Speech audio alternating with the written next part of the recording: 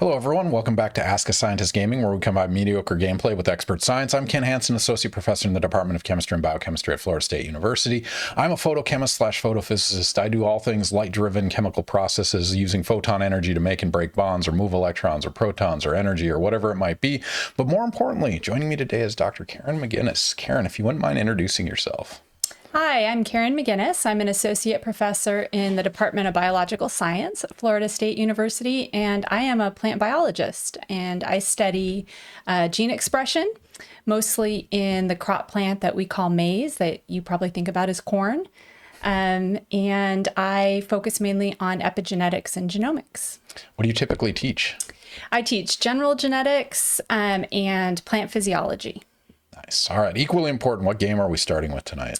We are starting with Plants versus Zombies. You know, when you suggested that, I hadn't pieced together how appropriate that was, but it makes sense. You're a plant biologist. Are you ready for me to start? Yep. Let's do it. Let's see if I remember. Right. So I had this game already because my daughter really loves it, and Karen is starting on level 2. So I'm up for that challenge. Yeah. I mean, it's no light, which is kind of hard. Skip. I don't remember his name. Crazy Dave, right? Is or that something like Crazy somebody. It's I think Dave is right. Okay, I need that. Yeah, and we'll give you some time to settle in before diving into anything. What zombies do I have? Okay.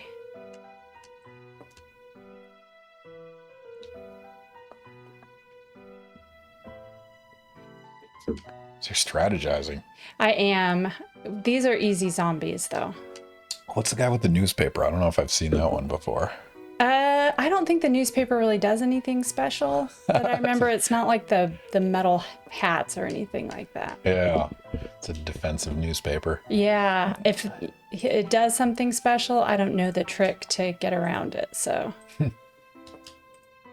Okay.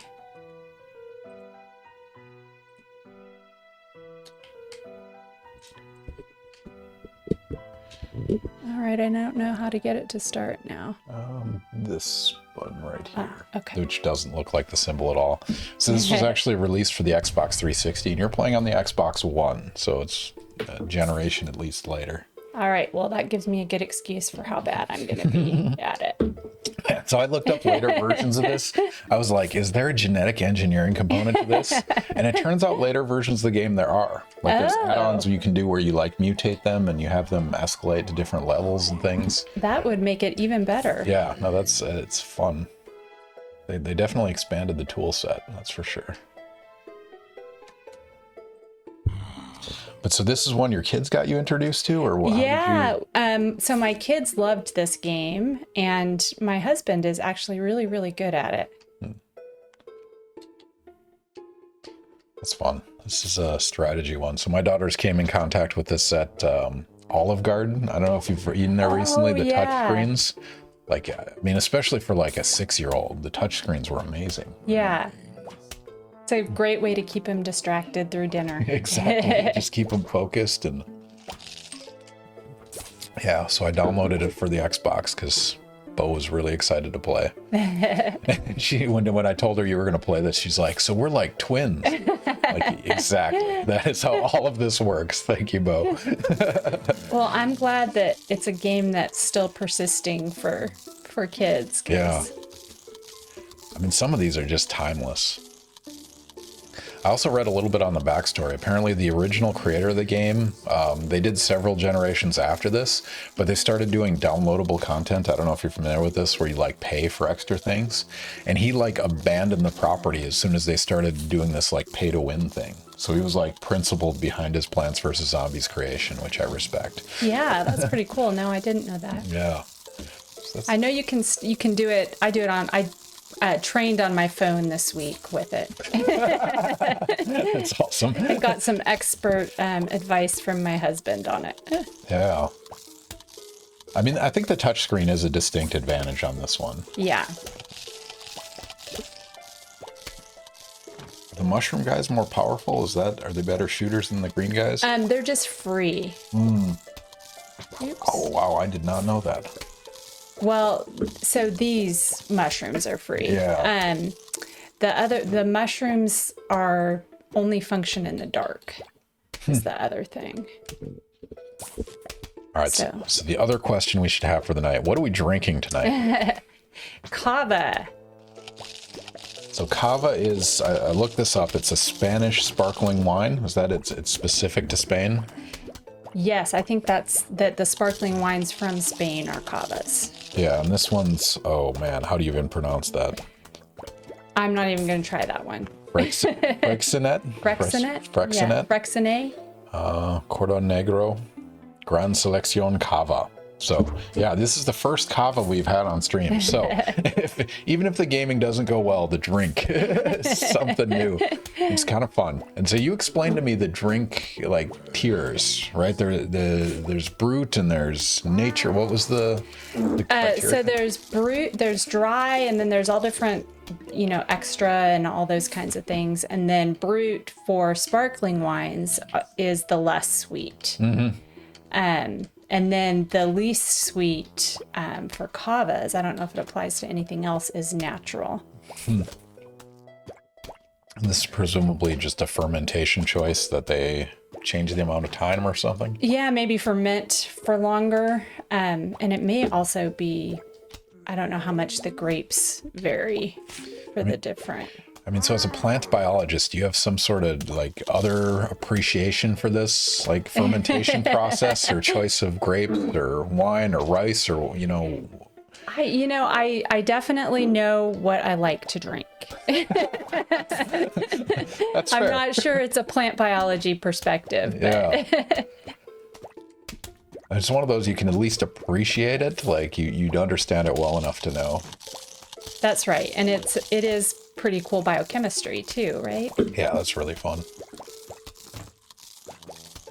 I sat through my first, so we have different subdivisions of chemistry, organic and organic materials, and I'm basically all of them, and I've been involved in all of them except biochemistry, so I'm not biology related at all. But one of the students asked me to be on their committee, so today I sat through her thesis defense, which was kind of fun. So I'm learning about, CRISPR and these CAF receptors and these CASF signalings, and I like them because I learn a lot more from those. Yeah. Right? So. They do so many, plants and animals do so many cool things, chemically speaking. Yeah, as a photochemist, there's all kinds of cool stuff happening in plants, right? Yeah. Well, I use photosynthesis plus like the photoreceptor structure to like describe, here's why structure matters, distance and orientation, how they pack together. It's just a really elegant example of optimizing that process. So yeah, that's really fun. Yeah, anyone joining us, Ask a Scientist Gaming, mediocre gameplay, expert science. I think the gameplay is going pretty well. I don't know how you're feeling. I was just going to say that mediocre might be generous, but... You're not dead yet. We'll take this as a win. But yeah, if anyone in the audience has any questions for Karen, Karen is an expert in genetics, epigenetics, plant biology. She's happy to talk about anything biology, plant related. Anything else you're excited to talk about? Oh, there's the level. Nice. Congratulations. But yeah, well, I mean, we're just happy to discuss some science.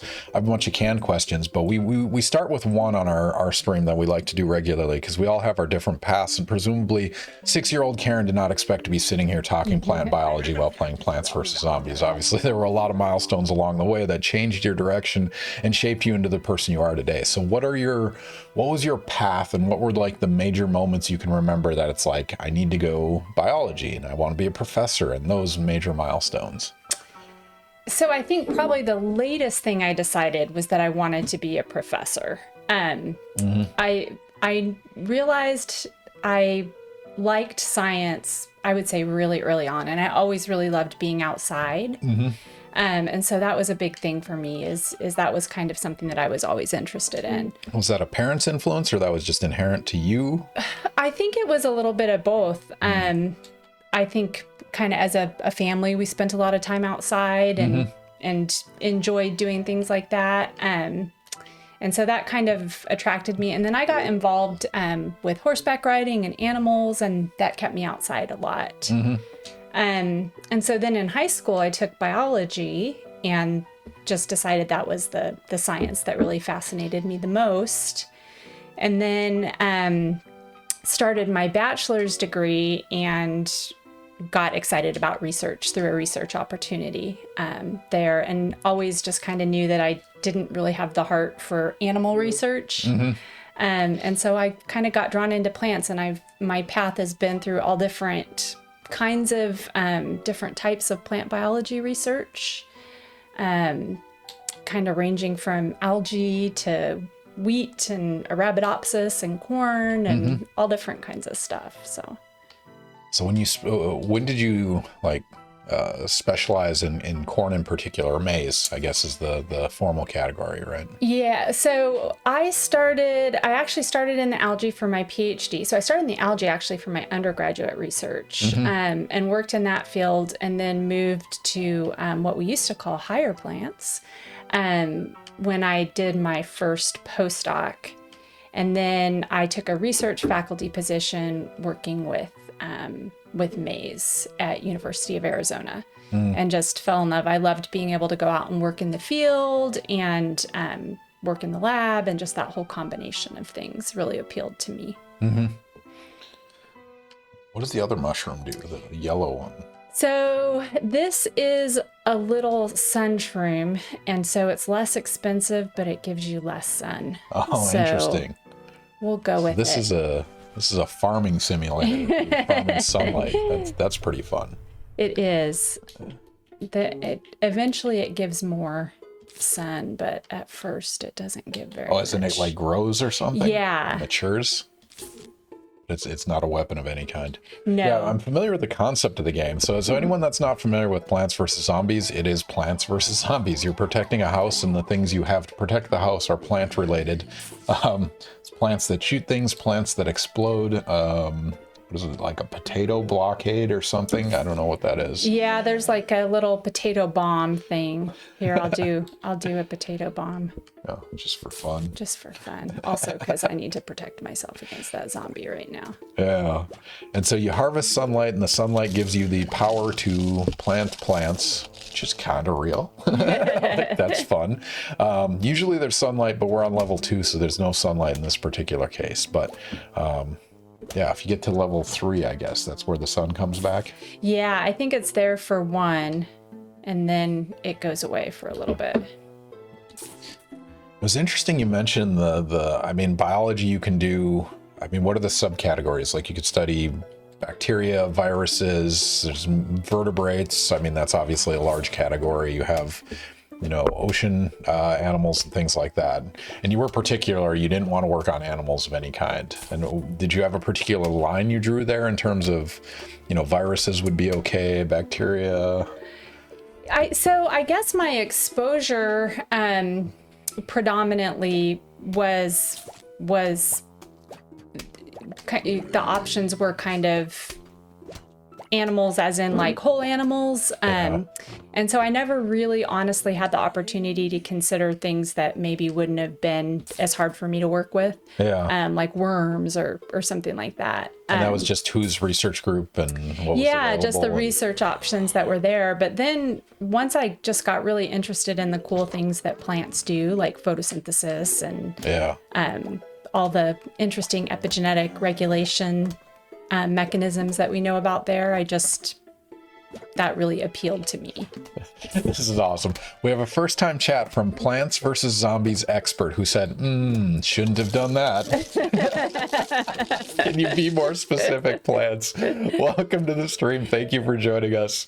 Your feedback is greatly appreciated. What move do you think they're... Oh, maybe it's that one? Yeah. Fine, you got a lawnmower. Yeah, that only does you so much good, but... Yeah. That's great. What are the odds are that's your husband? He would know if I just did something that I'm going to regret. He was just a boy. That's awesome, Plants. Thank you for joining us. Thank you for being on stream, watching the mediocre gameplay while talking about expert science. And so you're particular in the nomenclature of maize versus corn. Is it biological? Actually, I use them interchangeably. Okay. I don't, and most corn geneticists do. I kind of think at some level corn is the food and maize is the plant, but I'm not picky about it. Okay. I mean, so what's the formal like hierarchy? Zea mays, MAYS, is the species. Okay. And the plant, the domesticated plant itself, originated in countries that we would consider basically Spanish-speaking countries now. So I think maize is kind of a variation on the Spanish term. I see. For it, but it's all the same. Yes, you see, you're not a purist, at least. Here we grow it for corn. That's right. And here we grow it for corn. I guess the difference is not everywhere necessarily uses it for the same products that we do. Oh, that's interesting. All right. Gwen McGinnis says, shouldn't you be really good at this game? That's actually my daughter. Hello, Gwen. Welcome to the stream. Thank you for joining us. That's fun. Yeah, there's a lot of things I probably should be much better at. I mean, of all the things, though. Although this does give you street cred with your kids if you're good at video games, right?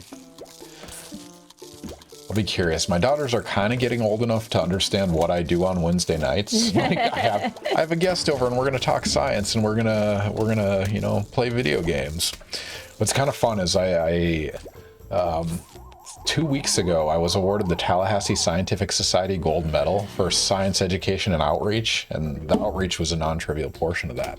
But what was fun is I went to the Challenger Center, and part of the award ceremony is me giving a talk on the planetarium screen, which was... Oh, that's cool. Yeah. In itself, that was really fun, but my daughters were in the audience, and that's like their first time seeing me in a like teaching circumstance, giving a PowerPoint, talking about this. And I'm curious if my 7-year-old kind of grasps like the context of what I do on Wednesday nights when I have a random visitor to my house every other Wednesday night. So, yeah, it's fun.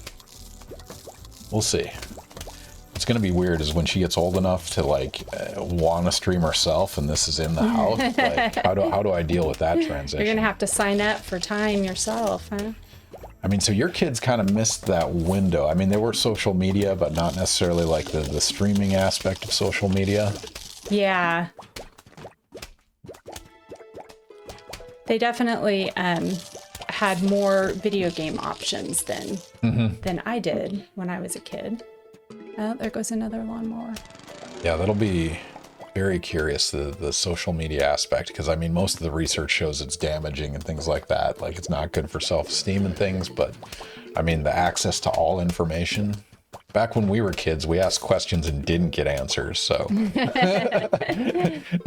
now you can watch a Twitch stream or talk to a plant biologist and get your answers directly. So spoiled kids these days.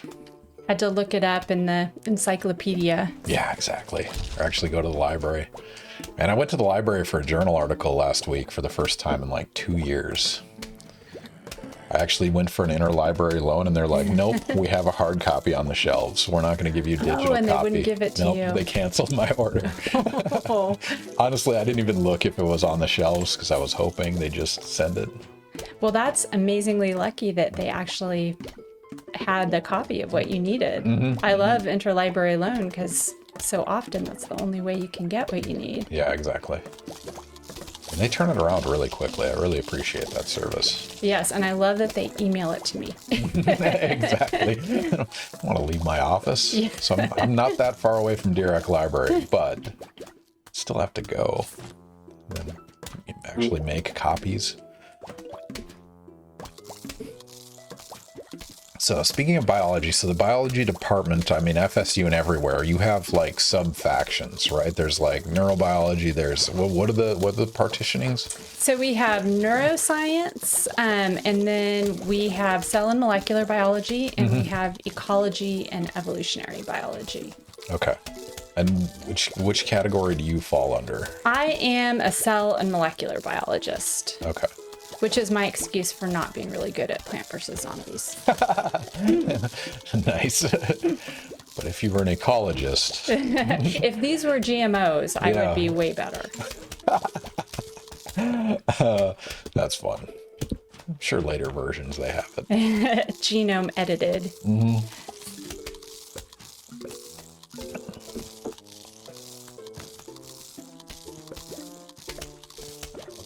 So how long have you been at FSU? I have been at FSU since 2008, so 2008. 15 years. Yeah. Yeah, I just crossed the 10-year mark, and it's crazy how fast that flew by. Because all of a sudden you're not a junior colleague anymore. And like, what happened? Yeah, it's weird not to be the young person anymore.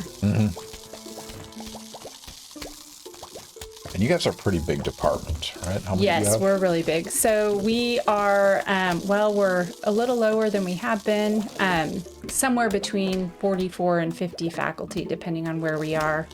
I'm about to die right here. Maybe is that not going to explode? Well, I put it down too late. Oh, Plant vs. Zombies expert said, GG's, guys. There you go. We'll use our emote. It was a valiant effort. I think they called it when it was, when the first zombie got through on that path, too. So, Plants vs. Zombies, good prediction. Testable hypothesis. We tested and we failed. But we have a rage emote for that, too. So, we'll use that guy.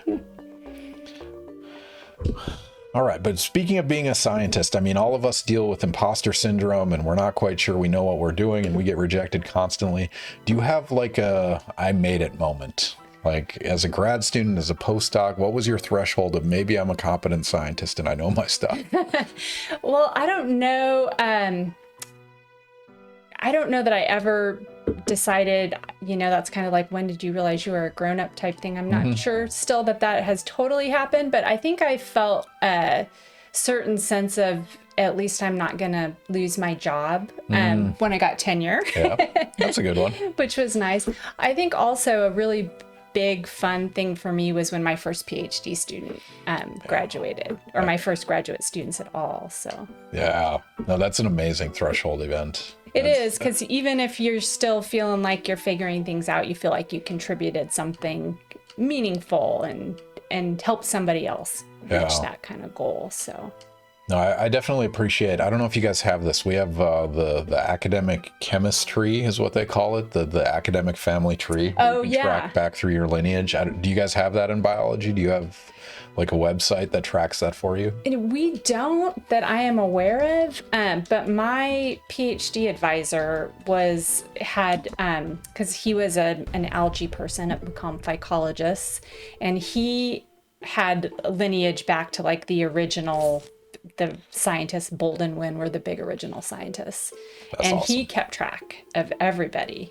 He and his friends kept track. So I had my phycology lineage, but I don't really work in that area anymore. And I think people kind of keep track a little bit in May's genetics field too. I see.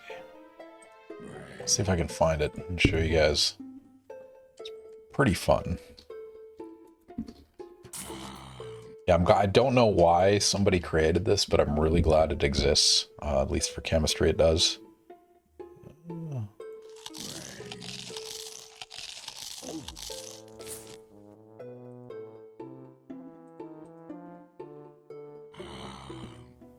There we go. So I don't know if you can see this on this screen. So yeah, there's like a formalized map. Yeah. So you can go back to like, Linus Pauling and Fritz Haber. And then I get to add my students every time they graduate, which is awesome. Oh, that is very cool. Yeah. That's a great idea. I should look if there's something for biology, because it's a really cool way to keep track. But going back to that point, when you graduate your first student, they're part of that like 1,000-year-old lineage, going back to like the foundations of modern science, which I love that. That's breathtaking when I think about it.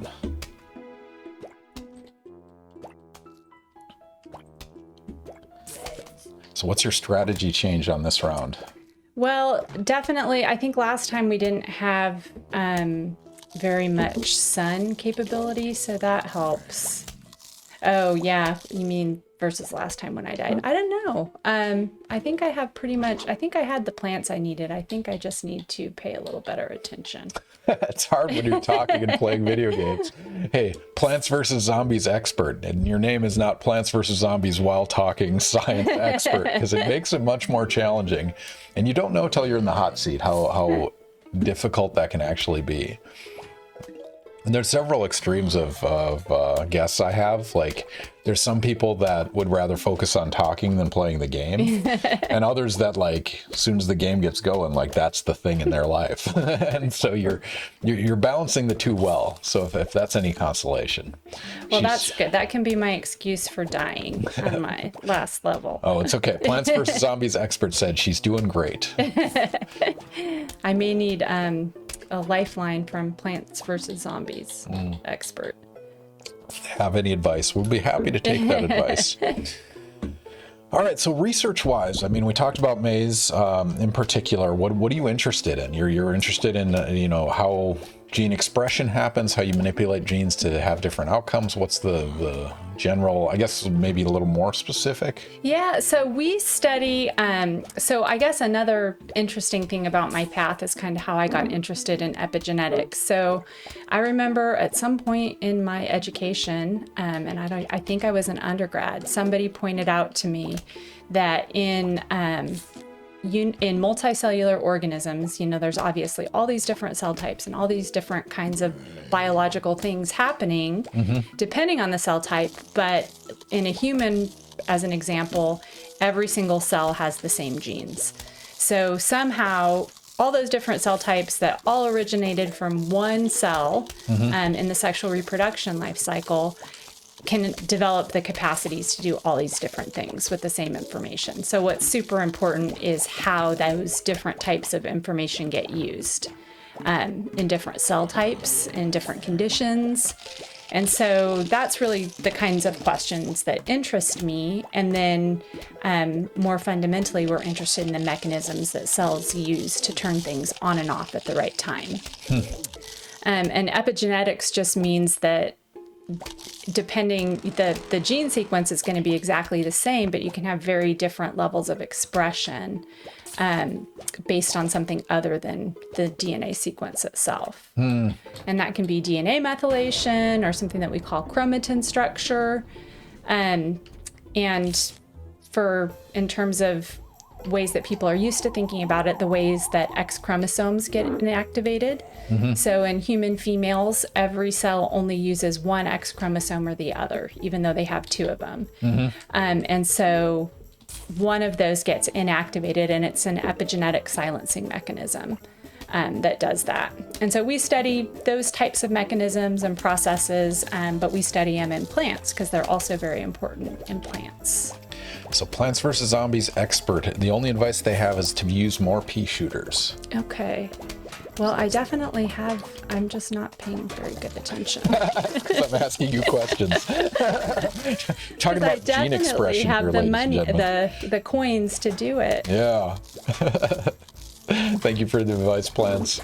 We appreciate it. Yes. Man, the regulatory mechanisms in biology are amazing to me. So I'm teaching Gen Chem right now, and we just got done with our 3 chapters talking about equilibria, right? Where you have multiple species interacting and they all perturb each other.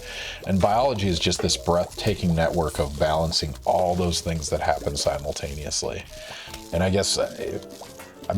what's the most challenging part about studying that? Is it just that you change one thing and the Rube Goldberg goes to shit, or like how do you cope with such complexity? So that's actually the kind of question that we're really interested in right now, because I think you have to assume that the complexity is there. I think is the first thing. And you can see a change, and you don't always know what the direct cause of that change is. So with gene expression, for some of the mutants that we look at, for example, we study one pathway in particular, and if that pathway gets shut down in a mutant, then you might see 6,000 genes change their expression level. But one of the things that we've come to appreciate is that doesn't mean that pathway is directly regulating all 6,000 of those things. And so then you have to kind of consider the hierarchy and the different tiers of regulation. And so our approach has been to kind of focus on what are those tiers, and can you identify what I think of as the regulatory hub components. And then what can you predict based on those regulatory hubs? What changes can you predict if you knock those out specifically, and does that reinforce the role you thought those things had, and see if they help you define the complexity better and kind of distill it down to direct and indirect things that are happening. And so as a chemist, I mean, one thing I've noticed about, and you can correct me if I'm wrong, but like going from chemistry to biochemistry to biology, chemistry, you talk about the molecules and specific atoms and shapes associated with them. Biochemistry, you still do that a little bit, but then it starts becoming much more macroscopic. And then you go to a biology textbook and it's like, this is a shape, right? Like phospholipid bilayer isn't a molecule anymore. It's two dangling things with a circle. Like, yes. What level of detail do you go on? And this is me as a chemist wanting to know, like, how deep do you go in that atomic understanding? And do you even care? Do you need to? Well, I think the more you understand, the better you can approach the problem. And I think, you can be theoretical and use your cartoons as long as you keep in mind what those cartoons represent. And so I'm not the strongest chemist in the world, and I can't explain everything that's going on based on the different mechanisms and reactions at the chemical level. But I think at least appreciating that is what's happening.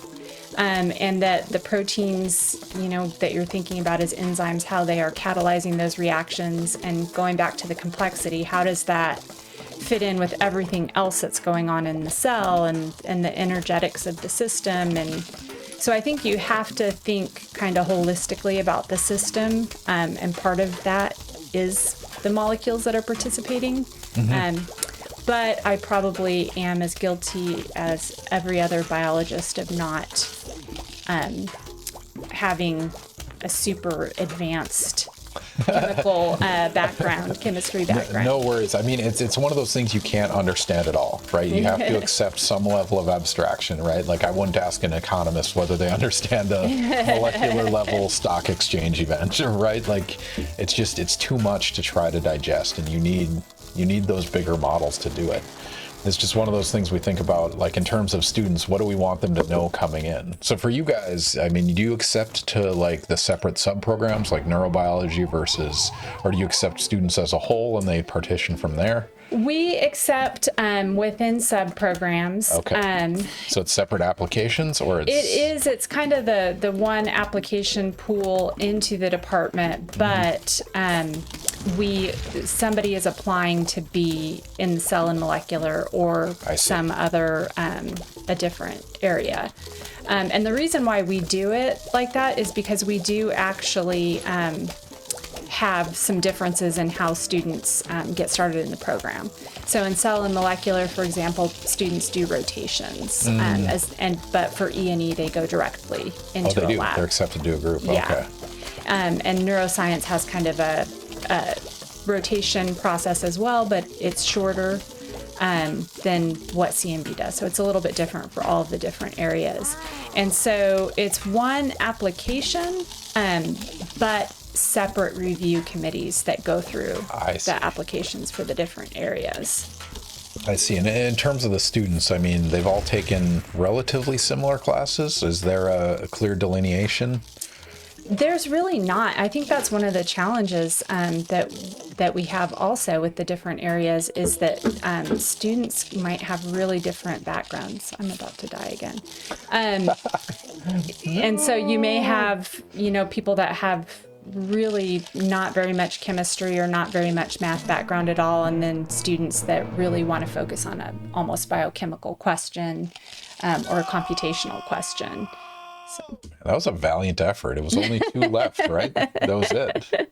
It was close. Yeah. All right. Plants vs. Zombies expert says more pea shooters. Okay. So if that advice takes you anywhere. They told me that already. I really should have listened.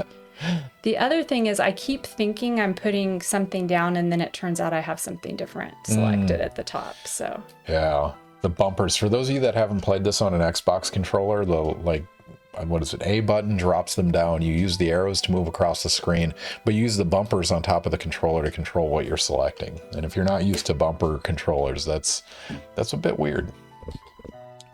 But yeah, if you guys have any questions for Dr. Karen McGinnis, she's happy to answer them. Playing a little bit of Plants and Zombies, making it pretty far in the level. 2 zombies left to beat. We're going to try it again. More peach shooters is a strategy. But in the meantime, she's happy to answer questions about plant biology, genetics, epigenetics, bioinformatics, big data processing in terms of genes and how they express in various different, phenotypic manifestations. So yeah, if you guys have any questions, she is happy to answer them while we try again. Let's do it. This time with feeling. Yeah. Oh, so you have to select that first, otherwise you're dead, right? Yeah. Like there's just no... Yeah, because otherwise you don't get more... During the day you get the sun kind of coming down, but I was trying to see where my first... I don't remember the trees being there before either. That makes it a little bit more complicated. Oh, as in you can't see what's Yeah, coming? because you don't see where they're coming out for a little while. That's how they get you. Yes, they sneak up on you. Shouldn't you be good at this game? Thank you, daughter. All right, so genetics versus epigenetics. I mean, I think a lot of people have an idea of genetics from, say, Jurassic Park, right? Even if that level of understanding DNA and sequences. But epigenetics is not as, commonly discussed. So what's the broad delineation between those two? So when we think about epigenetics, what that means, there's a really strict definition of epigenetics, and that is that it's a heritable change in gene expression. So something that goes from being expressed at a really high level to being expressed at a really low level without experiencing a change in DNA sequence. And so usually the way that we've come to understand this now is that it's usually related to changes in DNA methylation and chromatin structure that change that expression level of the gene. But because of the term epigenetics, that's supposed to refer specifically to something that is also heritable. And so even though the DNA sequence has not changed, that expression level is permanent enough that it's going to be passed on that way to offspring, theoretically. But at any time, it could revert back because it hasn't actually changed the DNA sequence itself.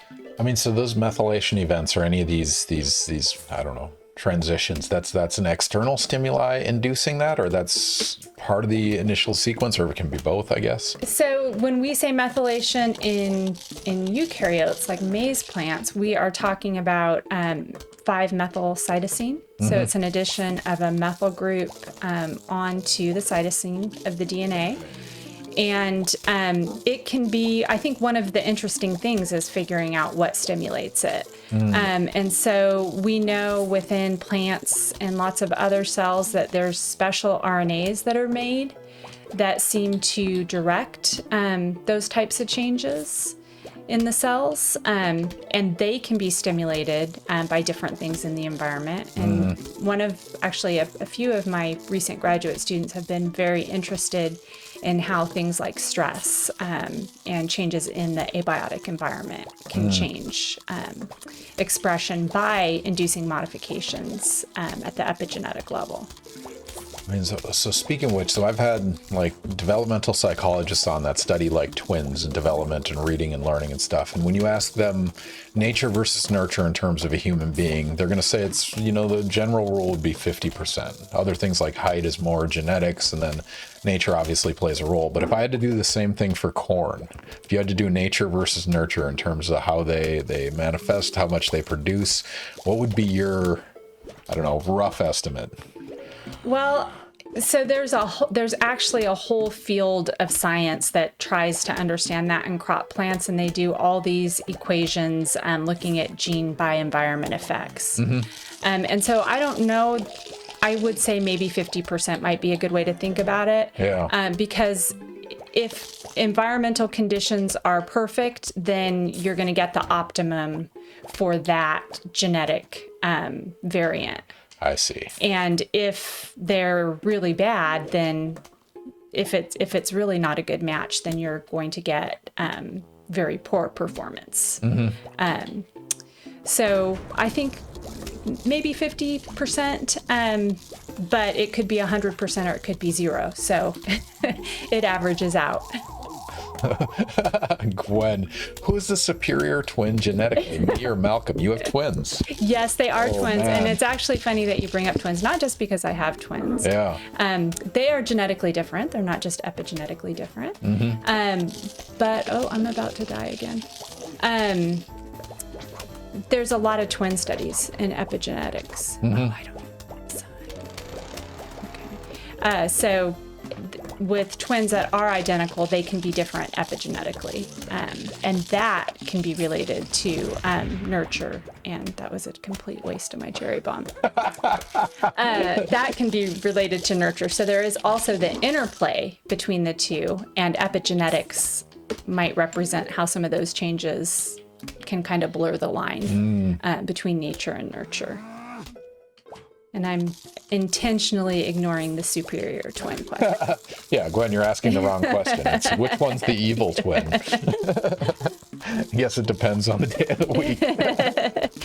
See, Gwen, you made a mistake by using your actual name, because this could have been all anonymous questions. Which one of your children do you love more? If you had to pick one to mutate, which one would it be? That's awesome. All right, we should do one of our predictions. Which one do you want? Which one are you excited about first? Let's do the fly trap one. Yeah, that's a fun one.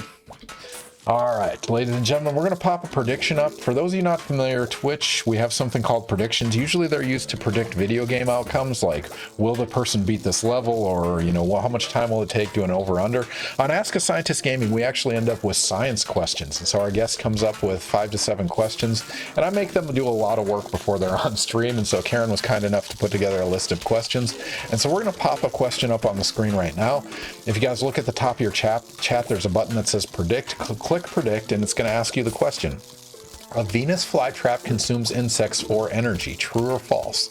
As in, the Venus flytrap is going to trap an insect and essentially digest them, right? Break them down. The question is, do they get any energy from that process, or it consumes insects for energy, true or false?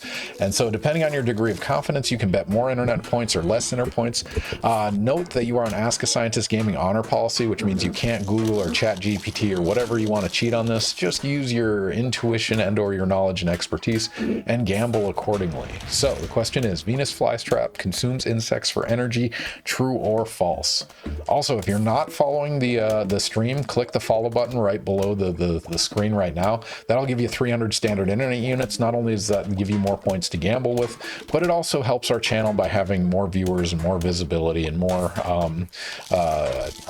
number acquisition on the imaginary internet points. But also you get notifications about future streams. So every other Wednesday night we try to do a stream with a different guest.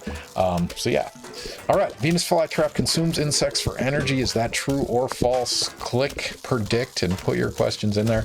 Again, these internet points do not matter for anything except pride. Also, you can make us take a drink, or you can request a factoid. So if you're feeling excited, let's answer the question. All right, drink more. This stuff is dangerous. It's very smooth. It is. It's good. Yeah. My favorite part about this, so these glasses, I don't know if you saw, it says Museum After Hours. And so, I don't know, you guys won't be able to see it because of the reflection. And also it's backwards, but when we were in UNC Chapel Hill for my postdoc, the Science Museum there had a after hours where it was 10 o'clock at night. They'd shut the museum down to kids, and they'd have a wine bar, and you could just walk around the kids museum and do whatever you wanted, which was a lot of fun. And so, yeah, it was called Museum After Hours, and we got a glass from it, which is pretty cool. One of the kids museums that have all the fun activities that you get to do? Yeah. Oh, that is really fun. So any of those demonstrations on gear ratios and light up boards and all that stuff, it was just a lot of fun. Nothing against my kids, but sometimes it's fun to play on kids' toys without kids around. You definitely get more of your own turn. Mm-hmm. If you were going to genetically manufacture a child, which one of your current children would it be most like? It would be an exact blend of the best of all of them. So sufficiently ambiguous that you don't have to tell Gwen exactly which characteristics you hate. There you go, Gwen. You got your answer. All right. Oh, not many responses to this, but what's the answer? Venus flytrap consumes insects for energy. True or false? False. That is false. Man, that is interesting. So mammals, obviously, we consume because we use that process for energy generation and things like that. But plants don't. So what do they use that for? So they use the insects. So all carnivorous plants use insects for other kinds of, I think of them as vitamin type things. So phosphorus is a common one. And so plants that have that ability to digest insects, capture and digest insects, often grow in environments that are limited in some other nutrient, like phosphorus or something, or iron or something along those lines. Something that they don't need a whole bunch of, but... I mean, but in terms of an evolutionary selection pressure, like that's a non-trivial divergence from normal plant behavior. Is that... It's happened several times. Are all those independently manifesting, or are they branching from the same mutation, or how does that That's work? a good question. I think they are independent, which we would describe as convergent, but I am not exactly sure of that. I mean, what a convoluted way to get nutrients, right? Like that. Yeah. I guess the way I think of it is everything with evolution kind of happened by accident at first, right? Yeah. And then it worked or it didn't. That's a good point. But I mean, even the Venus flytrap is such a, like the which one did you call the other one? The like cup? Oh, the pitcher plant. Pitcher plant, like that one kind of makes sense, but the Venus flytrap has a mechanical motion associated with it, which is... They have all kinds of cool biophysics too, with the little sensors on the surface that detect, and they have to be touched like 3 times in a certain amount of time, and it activates like a whole thing based on that. So. Wow. And that's just an autonomous response that it just triggers a pathway, and now it's time to close. That's... Yep, it causes a change in membrane potential, which causes a change in turgor pressure, and that changes the shape. All right, so follow up on that. What's your favorite movie, and why is it Little Shop of Horrors? Feed me Seymour. That is a great movie, but my favorite movie is actually Princess Bride. Oh, that's a classic. Unrelated to plant biology, but still an excellent choice. Still a very good movie. But so one of our Plants vs. Zombies expert, thank you for the follow. Thank you for joining us. It's great that you're offering advice on the gameplay, as well as any questions you guys have. Make the most of this advantage of, asking a plant biologist. Learn as much as you can about genetics and epigenetics. But yeah, we're going to dive into movies right now. And so one of my wife and I have been cord cutters for like 15 years. So we've mostly watched movies instead of standard TV shows. And so I've watched a lot of movies. And so one of my favorite questions on stream is, of the movies or TV shows you've seen, some of them you're like, oh, they got, my expertise right. They got it wrong. This is disgustingly wrong. This is really good capturing what it's like to be, say, a plant biologist or something related to plant genetics or genetic engineering. What movies or TV shows get your discipline right, and which ones get it wrong? Oh gosh, this is a hard one because I have to think about how many movies am I aware of that actually have my discipline. So and that's broadly defined. So Jurassic Park, that sequence inside that would fall under your expertise, presumably. Yeah. So, and I have to think about the details of that movie. I would say it is accurate that genetic material can persist for a very long time, but probably not accurate that they would come back to life that way. Children of the Corn definitely gets everything wrong. I did not expect that one. Oh, you'll have to be more specific because there's like 8 Children of the Corn movies. I only remember the very original one. Just that the cornfield is not where evil people live. I guess is the thing. Corn has saved more lives than it's killed, is the take-home message. Children of the Corn. 1, 2.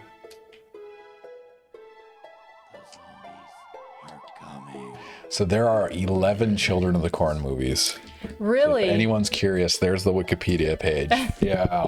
It's shown up on Netflix more than one. All right, so Children of the Corn gets it wrong. I don't even remember the premise behind that. It was like the corn was evil and it took control of the children. There were just weird, there was like that weird kind of, it's been a long time since I saw it. The kids that like lived out in the corn and they were murderers. Mm-hmm. Attack of the Killer Tomatoes gets it wrong for sure. Classic. I may need people to make some suggestions about other movies. Yeah. Have you seen the Happening? The M. Night Shyamalan with Mark Wahlberg? No. Where the plants fight back and they do so by releasing, it's like a pheromone or something that makes people kill themselves. So probably wrong, but there are this cool example, not necessarily plants, but have you read about zombie ants? Yeah. So that's kind of related. What is that? That's a So I have to think fungus? about it. So there's a fungus that grows into their brains and convinces them to do certain behaviors on the plants, right? That's terrifying. Like, I mean, is that not like how scared are you on a scale of 1 to 100 of an actual zombie virus of some kind for humans? Like, given what you know. I'm not really scared of zombie viruses, but I am scared of neurotoxins. And that's what I think those things are using to their advantage. Neurotoxin. Those are terrifying. Yes. Todd230, thank you for the follow. Thank you for joining us. It's great to have you on Ask a Scientist Gaming. If you guys have any questions for Karen, she's happy to answer those as we keep playing some Plants vs. Zombies and talking about genetics and epigenetics.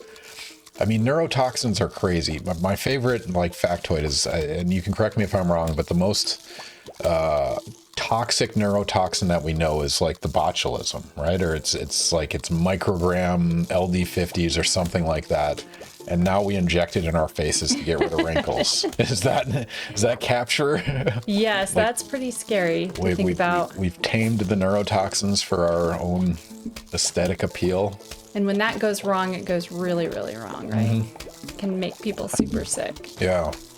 I mean, it's a bit disingenuous because it does have medicinal applications, like people that sweat too much, right? Like hyperhidrosis. Yeah, doesn't it help with migraines and stuff? Yeah. There's certain people it really changes their life, and other people it gets rid of wrinkle lines for a temporary period of time.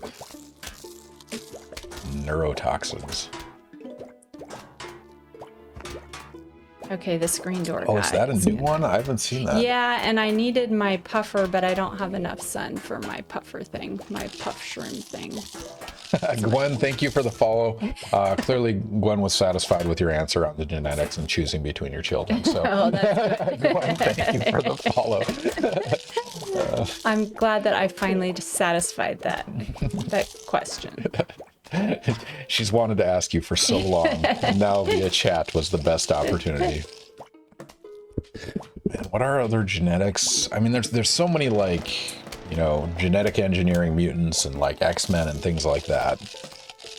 Well, and I remember there was a movie in the 90s about something about human genetics, but I don't remember enough of the details. I suspect it probably got a lot of things wrong. Yeah. I mean, it's one of those things, there's this really cool physics book. It's called Physics of Superheroes. There's a professor at University of Minnesota that when he was teaching physics, he learned that students didn't care if you throw a ball over, a certain distance and things like that. But as soon as you implanted, if Superman was going to jump over a building, how much upward velocity would he actually need, right? And so he started teaching physics in the context of superhero scenarios. And so Spider-Man and the parabola and the swinging and what's the velocity velocity and the angular momentum and all that stuff. But one thing that was really interesting is he went into the history of comic books because he was really excited about it.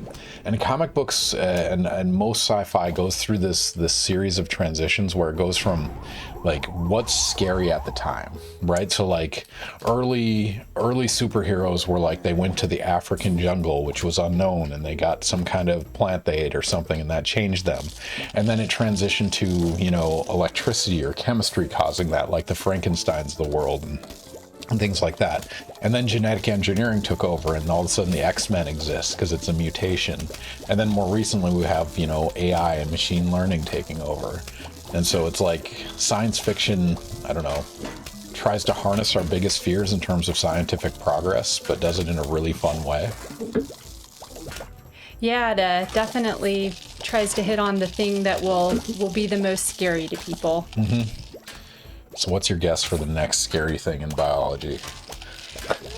No. Well, I don't even know if it. I think we've already seen. I'm totally missing these guys down here.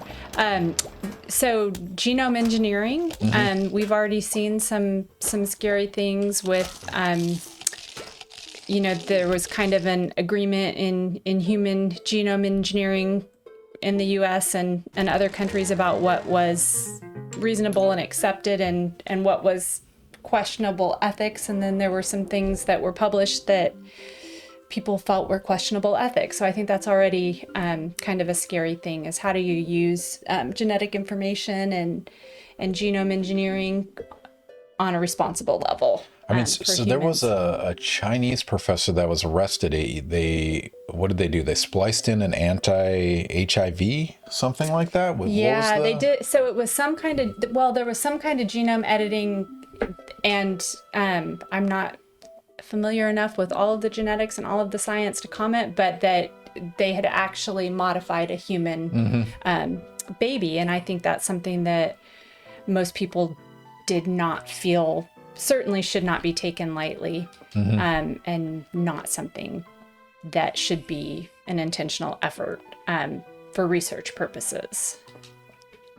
So with that said, it seems like an inevitability we're making designer children. If you had to estimate a timeline, I mean, they can even do it now in terms of like in vitro fertilization. They can probabilistically pick, you know, this will likely be female, this will be likely these characteristics. But like in terms of modifying, I feel like we're somehow going to go back to Gwendolyn's question with all this talk. Well, Gwen, I'm glad I got to facilitate this dialogue between you and your mother. You can pay me as a counselor. She's distracted by Plants vs. Zombies. Like, let's make the most of it.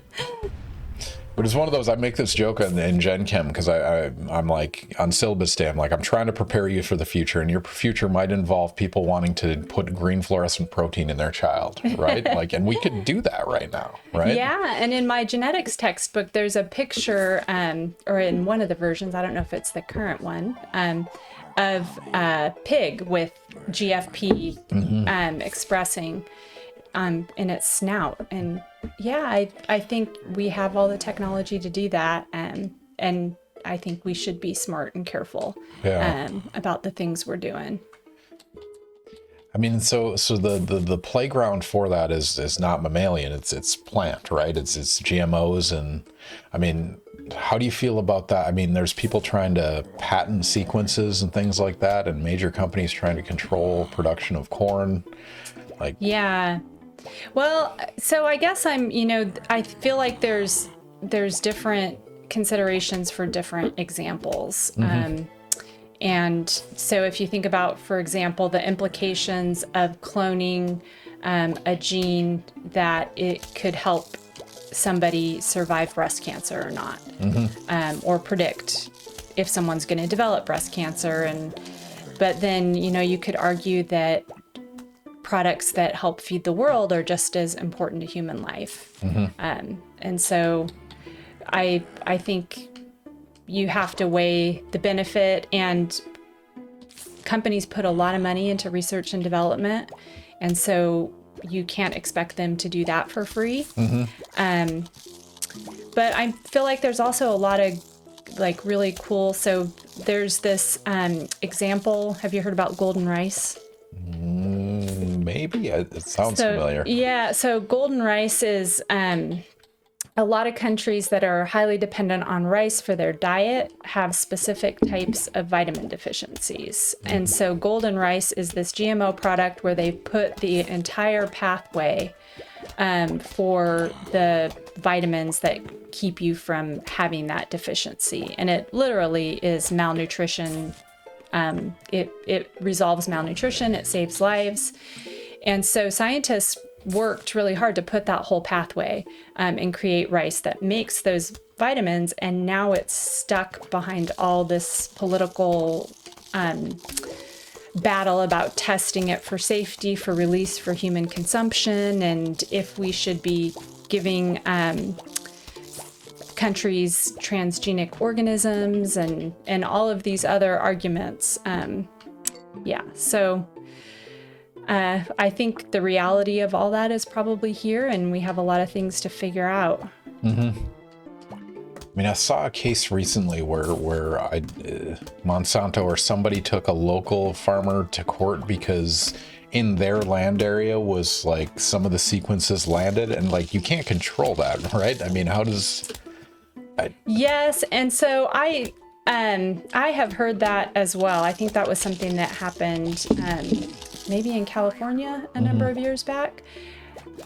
I had heard that it maybe was not necessarily that possible that it had just landed there the way that it had been described. That maybe it was not maybe as innocent as it was made to sound. But I have not actually seen all the data or anything. Yeah, I mean, this is one of those two that gets into like patent law and what you can actually protect. I mean, Plants vs. Zombies expert says, can you license genetic information as intellectual property? Yes, you can. And that has happened in plants. And I know there's been battles with human genetic examples like BRCA1. There's been a lot in the news recently about that.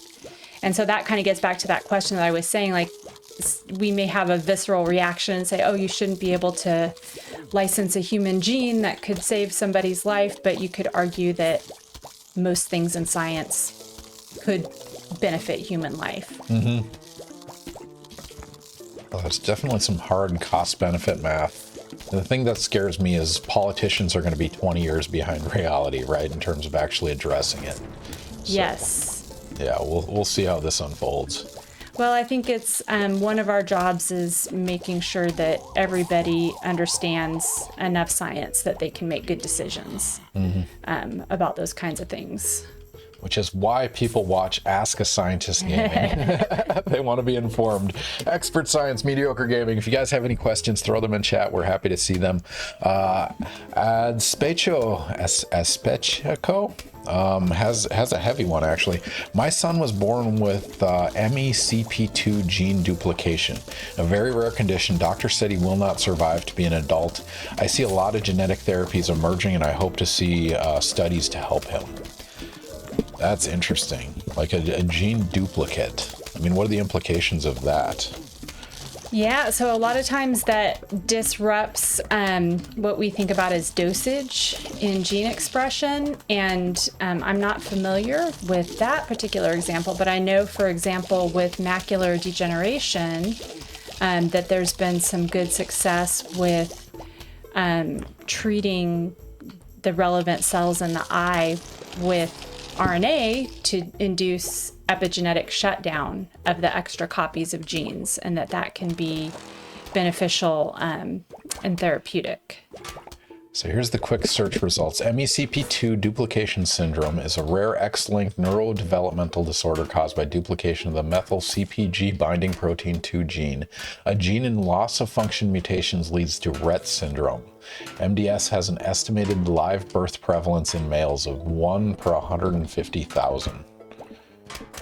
I don't know how those numbers stack up, but man, that is crazy. Rett syndrome. This is me learning as I go while you play video games. Rett syndrome. Oh, interesting. Despite being caused by gene mutation, Rett syndrome is rarely inherited. Seem healthy during their first 6 months and then lose coordination, speech, and use of hands. Symptoms can stabilize for years. I mean, this is a weird expression thing too, right? Like it's self-regulatory, but man, that's brutal. So Adspacha, sorry to get back to your comment. It's really sad to hear that, and I'm optimistic about the future. Who knows what they'll be able to try. I mean, there are things experimental, like you can sign up for, you know, trial genetic mutations and things like that, right? Gene editing, real time. Yeah, and I think, you know, going back to the ethics of things that should and shouldn't happen, you definitely don't want to shut the door on being able to potentially use things like that might benefit conditions that are otherwise very difficult to trace or to treat. And so you want to have a way that you can use things, but not in an unethical way. Mm-hmm. On a lighter note, Cuddle Puppy, welcome back to the stream. Question is, how much money do I need to pay you to selectively breed skunks to become belligerent herd animals? Let's throw $1 out there. I don't know how much Cuddle Puppy's worth. Let's find out.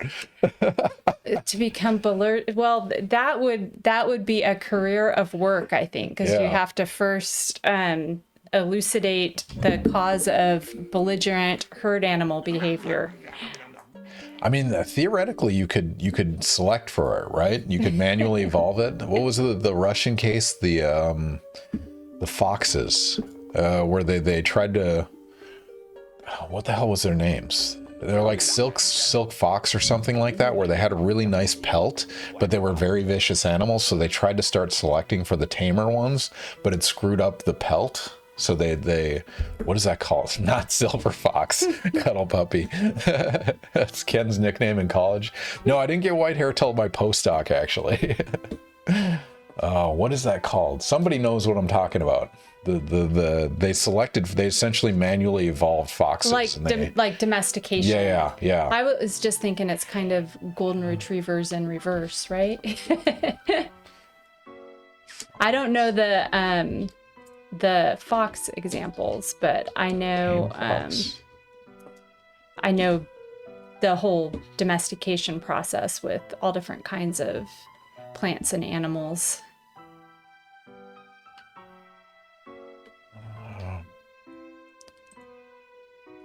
60-year scientific study explains how to tame a fox. 60? Yeah. Yeah, 60. you need a lot of life cycles. I mean, how many generations? That's probably what, 20 to 25? I don't know production rate is. Yeah, I'm not sure with foxes either. Yeah, raising and taming 50 generations of foxes selected for tameness over aggression over 6 decades. So, Cuddle Puppy, there's your answer. Take 60 years, breed skunks until you have the most vicious herding ones. We all have goals in life, Cuddle Puppy. That's amazing. Texan, welcome back. Good to see you. Kylie, welcome back to the stream. Matt is a Robert. Is there a reason we can't just clone pandas or other endangered critters? Well, I think my experience with cloning animals is very limited. But I know, for example, with sheep, the epigenetic component seemed to make it so that their life expectancy wasn't the same. And it wasn't, I mean, as an alternative to just losing the species completely, it may be a reasonable option, but in terms of actually maintaining the healthiest form of the species, it may not be effective in that way. Cuddle Puppy's follow-up. I tried to evolve skunks for my senior prank, but I only had 1 week. Well, that's probably why it didn't work then. I mean, so going back to your expertise, is there an advantage in studying corn in particular or maize in particular? It's a life cycle, it's quick, it's obvious. Why? It's a really important food source for the U.S. and other countries. And in terms of crop plants, it tends to be one of the easiest to work with. But in terms of, there are plants that grow a lot faster, that are more amenable to molecular biology, but they're not crop plants. And so in terms of crop plants, we kind of think of it as the ideal model, the ideal combination of being able to do the kinds of experiments that we want to do in an organism that's useful for practical purposes. I mean, so I didn't even ask like where your samples. Do you like greenhouse or you're doing actual like farm plants? How do you?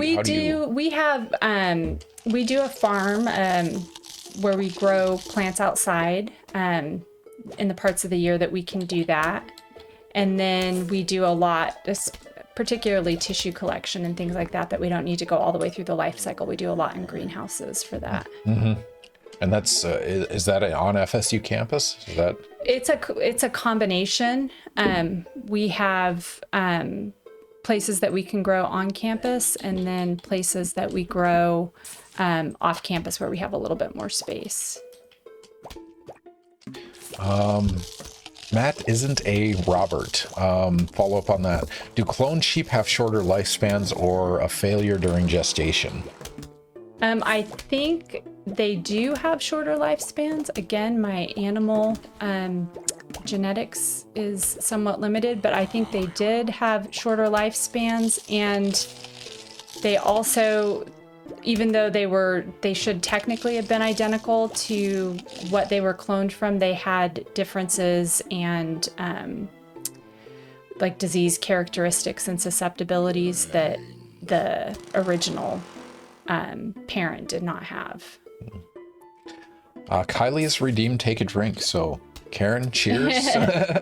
Cheers, everyone. Thank you for joining us on Wednesday night for some video gaming, drinking, and science. Hopefully you have a drink in hand. We're drinking some cava tonight, which is fun. It's a Spanish sparkling wine. In this case, we're doing Brut, which is it's less sweet, but it has more fruity, is what I read up on it. So yeah. All right. Catching up on a few questions. When will we have robot best friends like the ones from Ron's Gone Wrong? Have you seen? I think that's a Netflix movie, maybe. I mean, we kind of have that already. Like, I mean, people are casually conversing with ChatGPT like it's a social interaction, right? Like, I mean, put that on something with arms and legs and you have a household robot. All right. Texan Space Agency. My sister-in-law called me a barbarian when I told her the reason we don't heat the chicken coop is because we don't select for sissy chickens. Is he a barbarian? I would say no, not a barbarian. And I think chickens are probably we have chickens too. They're pretty resilient, I think, as long as you keep them out of the direct wind and give them lots of food. So Texan, we've never lost one to cold, but several to heat. So Texan is actually in Texas. So okay. Yeah, that I imagine can get quite brutal. I don't think we've lost any to cold or to heat, but they become very non-productive when the weather conditions are not good. We lose more to possums and raccoons and... Learned about urban foxes fairly recently. I don't know if you've ever seen those. Have you seen a fox in town? We kind of live out in the woods. We've seen quite a few foxes, but... So we had one walk across our backyard like 2 weeks ago, actually. It's kind of terrifying. We've also seen a bobcat, and we're fairly close in town. I didn't know that was a thing. But yeah, your chickens. I gotta imagine that's a prime appetizer for most of those guys. All right. All right. Is it getting worse? Just like, I'm done. We can transition to something else if you want. It's up to you. What do you want to do? Keep going? Try again? Sure. We can try something different. What do you want to go with? We got some Super Mario Brothers. We got some Super Mario Kart. let's do the Mario Brothers. Mario Brothers, an all-time classic. And that's this one, right? Yep. So we're going back to the 1985 originally released Super Mario Brothers.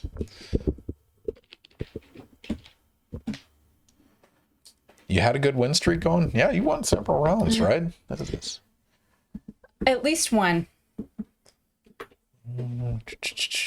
All right, so it's this controller. Press start and we'll dive directly into Mario. The original release. So the speedrun world record is 4 minutes and 54 seconds. Karen, go. Okay, I don't have my... Oh, no, it's not on the screen. It's over here. There we go. There we go. Okay. Right, and here's a chat box if you want to take a look at that. It's up to you if you want to multitask. So hopefully you guys can hear that. How do we beat bacteria? That's a great question. We don't. We need bacteria, right? Yeah. We can beat some of them for a little while with antibiotics, but I think a lot of times our immune systems are our best bets.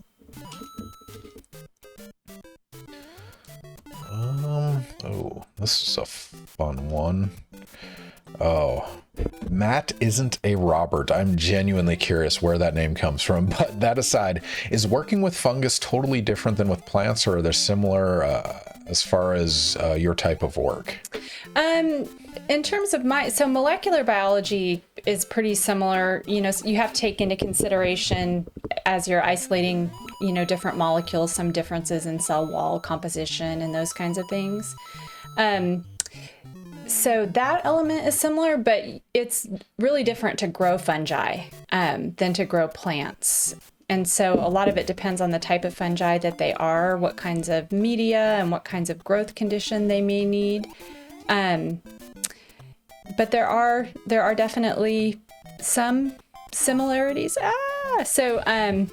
Fungi are predominantly heterotrophic, meaning that they need some kind of energy source.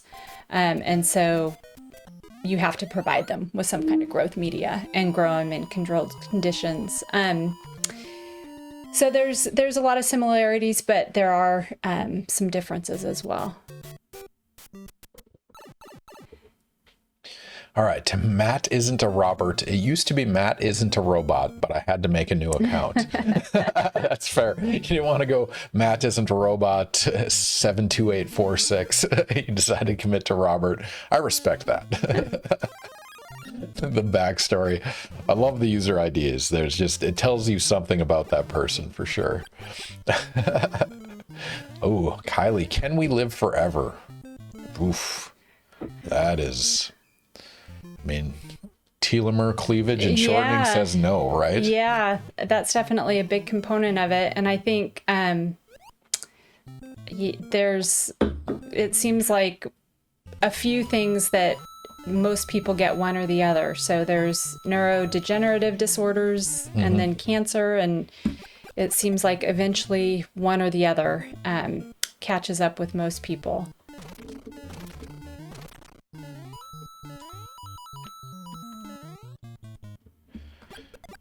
Fungus versus plants. The taxonomy system and how you partition and classify. I mean, it's amazing. So we had a collaborator, a visitor fairly recently. Well, over the summer, Ryan Sturms from Drake University actually did the stream with us. And he studies hemes in plants, which I didn't know that even existed. Yeah. I mean, is that... So the ones I'm the most familiar with are the ones that help create anoxic environments in root nodules so that bacteria can fix nitrogen for them. Oh, that's interesting. So it's acting as an oxygen trap to keep from oxidation occurring? Yep. Wow. A preventative oxygen trap rather than a transport mechanism in mammals. That's incredible.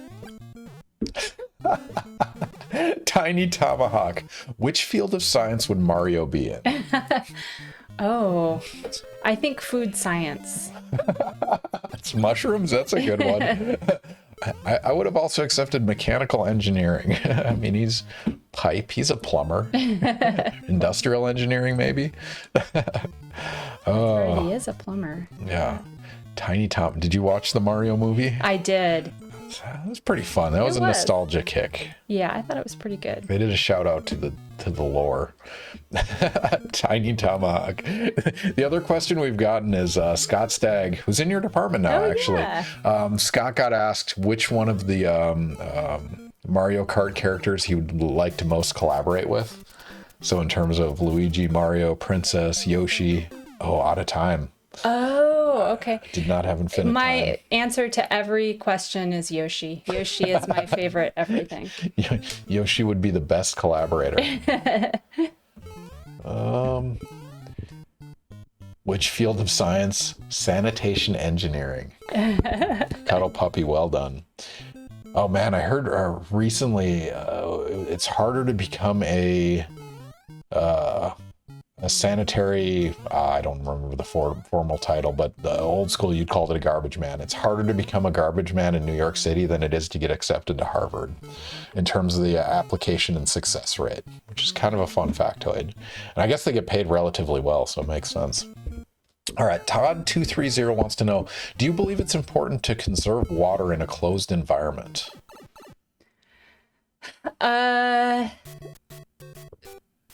I guess I'm struggling to think about the difference between, yes, definitely in a closed environment, I guess. I would say it's important to conserve water. Mm-hmm. Kudos on the warp, by the way. You remember? Then I died. It's fine. We have infinite lives. If you want to beat this game tonight, you can. It's just a matter of commitment. Oh. Conserve water in a closed environment. I mean, water. Yeah, the challenge is, I just ran into another one. The challenge, I think, would be recycling it. You can conserve it, and if it's really a closed environment and it's not going anywhere, it just may end up in a form that you can't use it the same way anymore. Mm-hmm.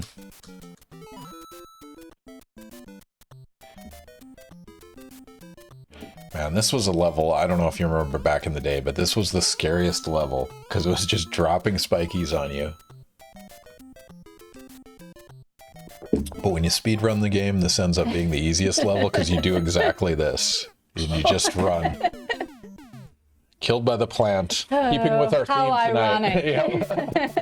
I like it. Plants versus zombies. Piranha plants killing everyone who do not get their nutrition from eating Mario. They only get vitamins, is what we learned. Straight from Wikipedia. Thank you, Cuddle Puppy, for that answer. There's a question about the Darvaza gas crater, that like natural gas spring that's always burning. They call it the gates of hell or door to hell because it's just it ignited and it's indefinitely burning because there's a methane leak essentially, which is pretty interesting. All right, we should do another prediction. Which one do you want to do?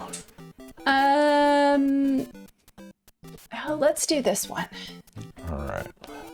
You actually gave out this answer early. I don't know if you remember that, but I know, that's why I thought maybe we could see who's paying attention, who's taking notes. Still around, Gwen? Because this is affecting your place in the will. All right, we're putting up a prediction, ladies and gentlemen, on Ask a Scientist Gaming. We ask science questions that our guests came up with. This one's a true or false question. Liver and brain cells all have the same genes. Is this true or false? And this is mammalian. I guess it doesn't really matter. Within the same species, within humans, for example. Liver and brain cells have the same genes. Is that true or is that false? Click that predict button, predict accordingly. If you're not following us, click the follow button. It helps with our visibility. It helps with our numbers. It also helps with you getting standard internet units that you can gamble on this. And then you can make us take a drink or, I don't know, use an emote or request a factoid. It's totally up to you. Oh, nice. You are there. GG's. I gotta use more emotes. So we have all these different emotes for our channel, and I don't use them enough. They're specialty. There's Dee Carl Sagan. We have OSHA, which is underappreciated. Ethanol, classic. So I should be using those more.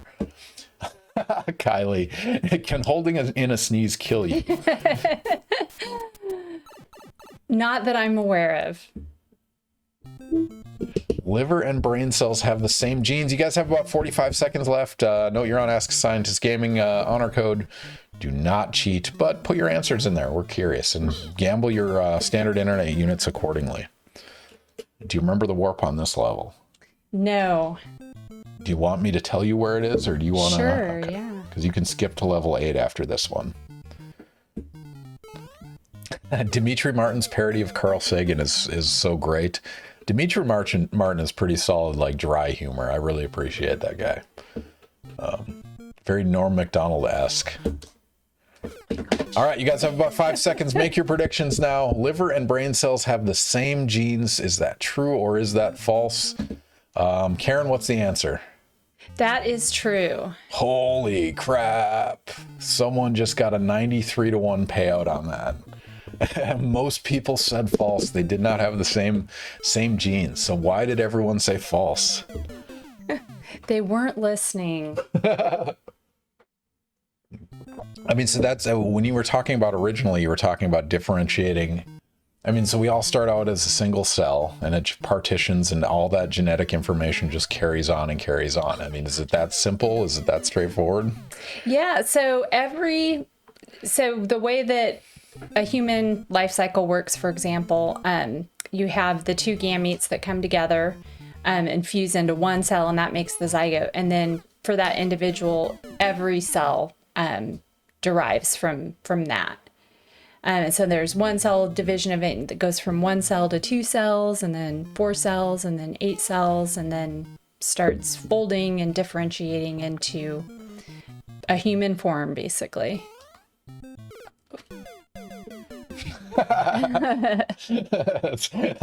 You just dejected. That whole just ate you up. For like the 5th time. Kylie, so. add a science flask emote with the word science on it. We should. There aren't a lot of science emotes on Twitch, so yeah. It'd be more interesting if the flask said music. Thank you, Cuddle Puppy. Chaotic neutral is what we'll classify you as. That's pretty spectacular. I like our OSHA emote. We don't use that one enough. But speaking of which, a question we'd like to ask most guests, at least the guests that do like actual research and science in the lab. What's the most, I don't know. Well, there's 2 different categories of mistakes. There's an expensive mistake and then there's a dangerous mistake. So what's the most, we'll start with the most expensive mistake you've seen in lab. The most expensive mistake I've made in the lab, which I did not realize how expensive it was breaking a really big piece of glassware. And I just saw Gwen said I have to take a drink. So wait, I have to crash off the brick first. Yeah. Cheers, Gwen. Thank you for joining us. Karen, thank you as well. Hopefully you guys have a drink in hand. Cheers. Drinking to science and Super Mario Brothers. So breaking like a huge Erlenmeyer flask, like a 2,500 ml Erlenmeyer flask, which turns out to be a couple $1,000s. And then I remember doing it and feeling really bad about it when I realized how expensive it was. And then I remember when someone did it in my lab for the first time.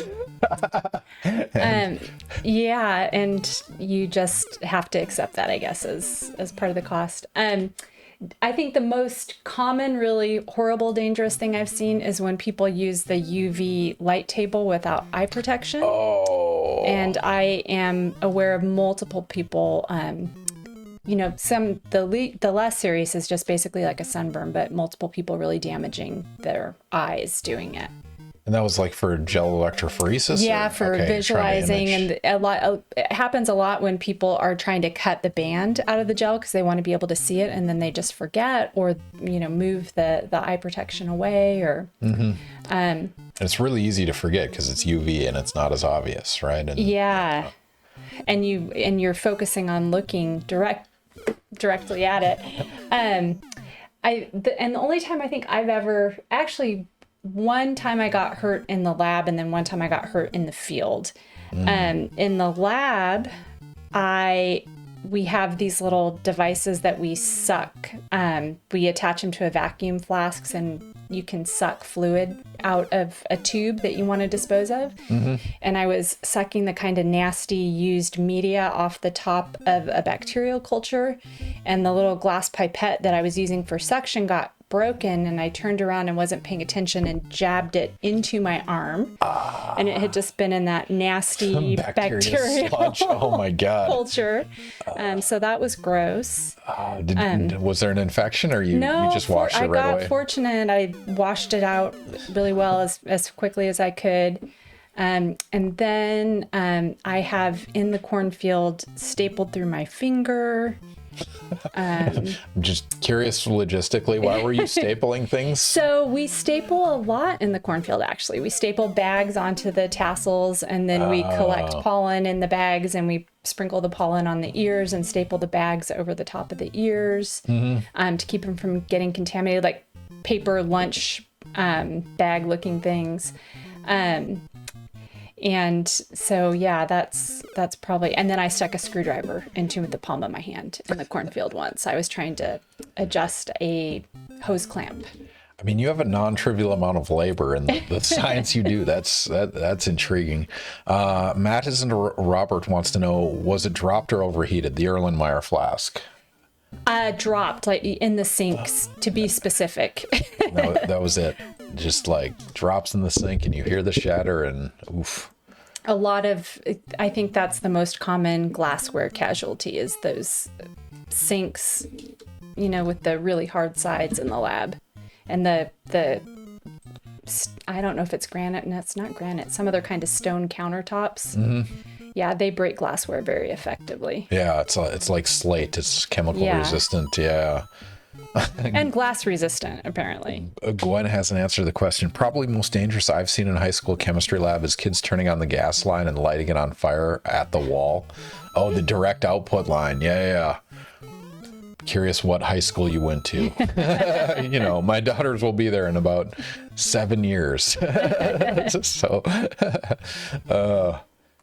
natural gas lines. Back when we used to use Bunsen burners. They probably still do in a lot of labs just because it's fun. Oh, Kylie has an interesting question. Why do you stream only on Wednesday nights? Couple reasons behind that. Animal House High School sounds about right. So if you want to do never mind. We're past the warp. Yep. If you die to that, you'll go back, I think. Okay. If you want to restart or just keep going, it doesn't really matter because we have infinite lives. The reason we stream on Wednesday nights, and this is something I debated, is I have to basically organize and coordinate a guest, and I have to get them to agree to join me on 8 to 11 o'clock. And we debated for a while whether we do like weekends as a more popular streaming time, but I don't want to steal your guys' weekends. Like that's the only time we have, to ourselves, Friday, Saturday, Sunday for the most part. So yeah, we decided on a weekday. And the secret is I teach class Monday, Wednesday, Friday at 8 a.m. And so the answer was not Tuesday, Thursday, or Sunday, because I have to get up, and hungover is not the greatest way to teach a Gen Chem class.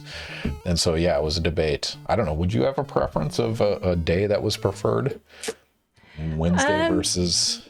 Yeah, I think, I don't have to do it every single time. So Wednesday is fine for me. But yeah, I think weekends are definitely harder to coordinate for most people. Yeah.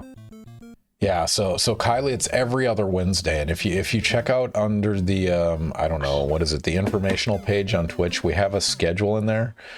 So our next stream will be in 2 weeks, and after that we'll have a break for Christmas because it's hard to get people scheduled over that, and then we'll be back like January 8th or something like that. But yeah, we typically try to do every other Wednesday, and you can join us on Discord or on Twitter. I refuse to call it anything but Twitter.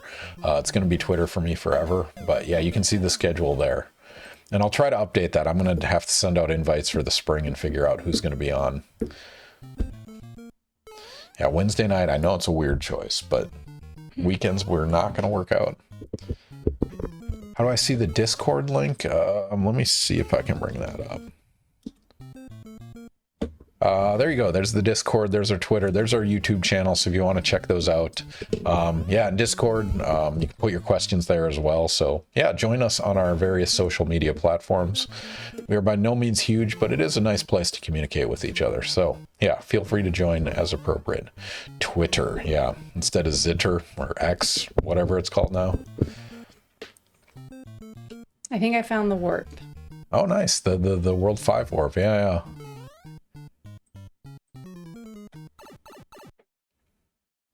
catching up. I'm seeing if I missed anything here. High school chemistry lab. That's fun.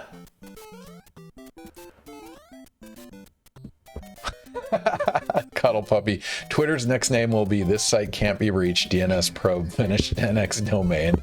I hope so. I've committed to social media like Twitter and stuff. I mean Twitch and all that stuff, but like it's exhausting to try to keep up with it. I mean, keep up with posting, keep up with watching other people. I mean, social media is it's a monster. It's powerful and it's really useful, and there's a lot of good things, but there's so many terrible things as well. So yeah, we'll see. It doesn't show me anything. Do I have to do exclamation social myself? Can't you see the Nightbot post that just came up? It gives you a link to the Twitter plus Discord plus YouTube channel. I guess I can post the link directly. All right, there we go. Interesting. All right, so how's the Mario gameplay going? Is it everything you hoped it would be? It is. Oh, I think I'm about to run out of time again. Doesn't matter. You got it. 5-1's not bad. It's your first time playing in like, how long has it been? Oh, probably at least 20 years.